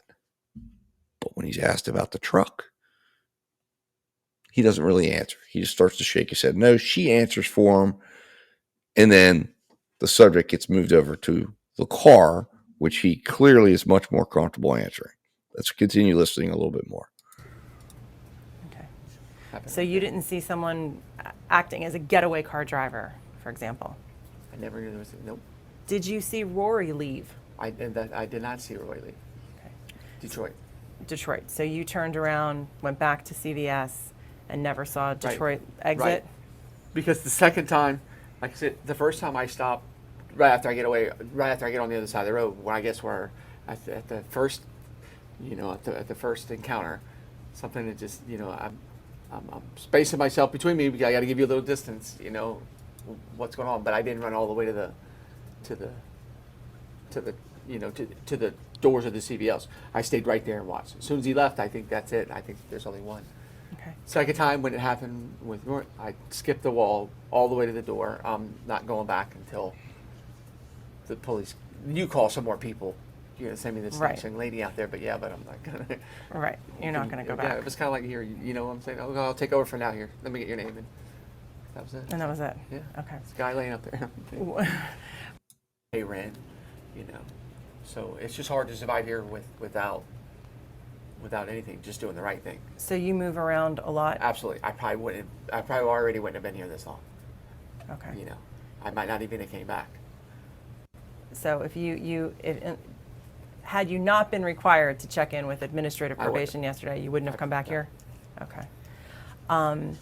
And do you have a driver's license? No. No? No. Did you file a tax return last year? No. No. Okay. Do you have bank accounts? I do. Okay. Here? Yes. Centennial. In Centennial Bank? Okay. I've had that for a couple of years. All right. And administrative probation does not require you to check in?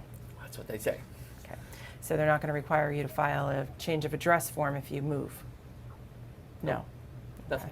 Okay. Nothing. From what I hear is that they run your name or nothing comes up, and that's it.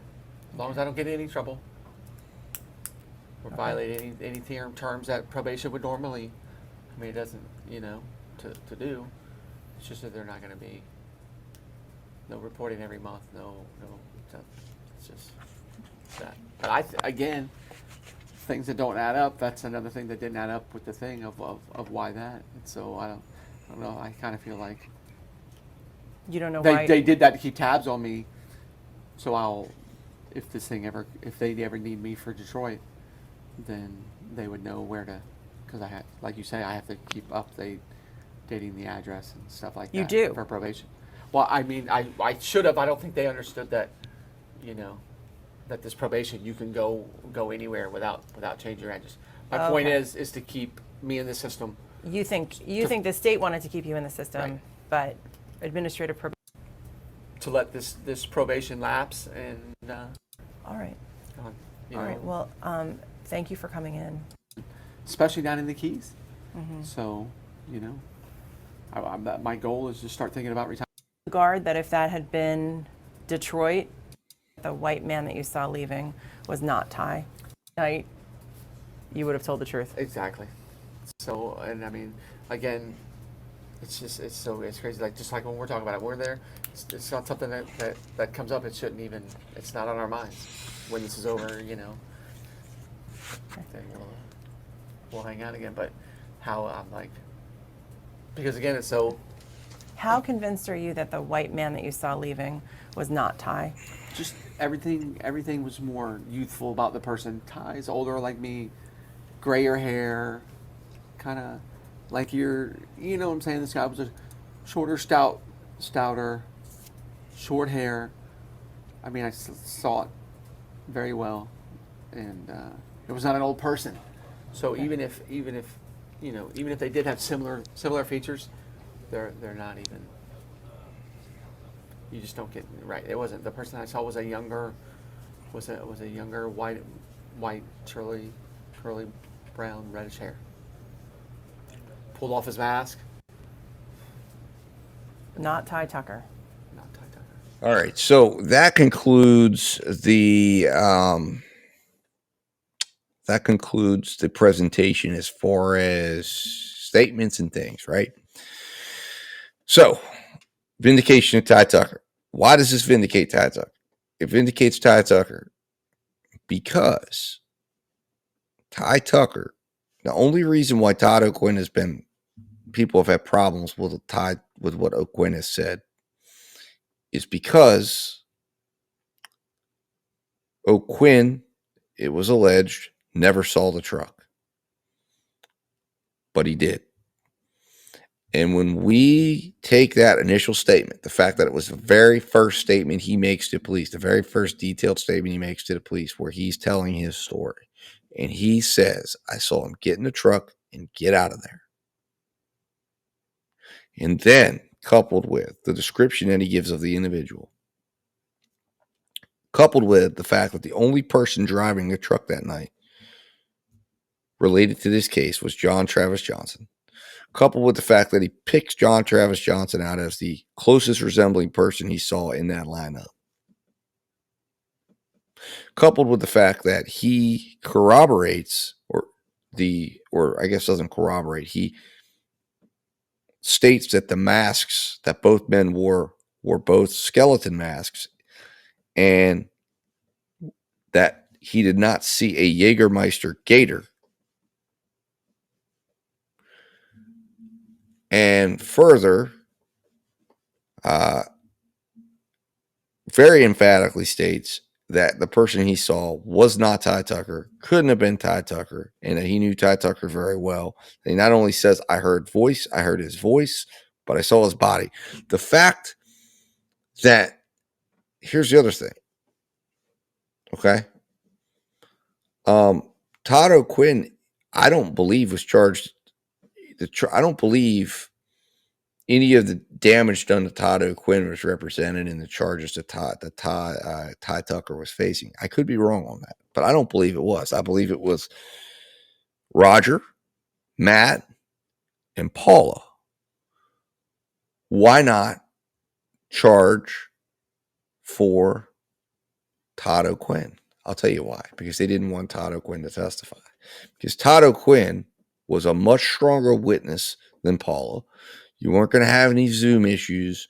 You weren't going to have anybody giving him a Xanax. And you were also going to have mountains of statements coming in to back him up and back up what he's saying that could come in depending on the situation, on what he says, what his testimony is that he presents to the court. But the bottom line is O'Quinn annihilates the state's case. If Ty Tucker presents him as a witness, bye-bye state's case. And in fact, if that were to be played for the court in open court with TV cameras playing, that statement in that moment, hell, if we can get this on court TV right now, just have Vinny Politan play that. So Vinny, if somehow you come across this, go to Ty's website and look up Officer Blake's Officer Warren body cam. You can play the excerpt straight from my video. I don't care. Whatever it takes to get this to the public, to as many ears and eyes as possible. Because when that plays and you hear Todd O'Quinn say he got in his truck and got out of there, that is the most powerful evidence that proves that Ty Tucker is innocent. Had nothing to do with this.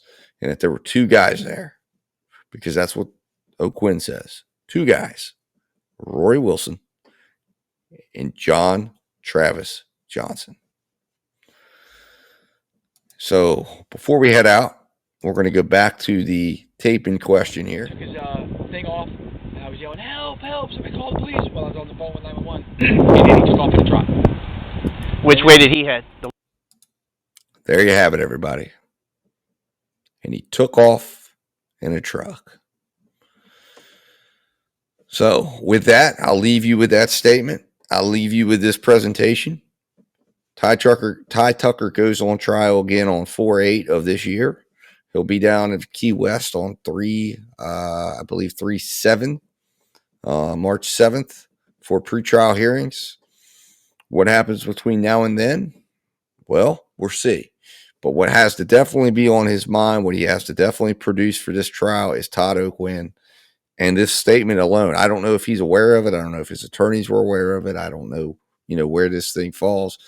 But if he wasn't aware of it, if he's not aware of it, he should be now. He will be now. I'm going to make him aware of it. And I hope he takes this and uses it.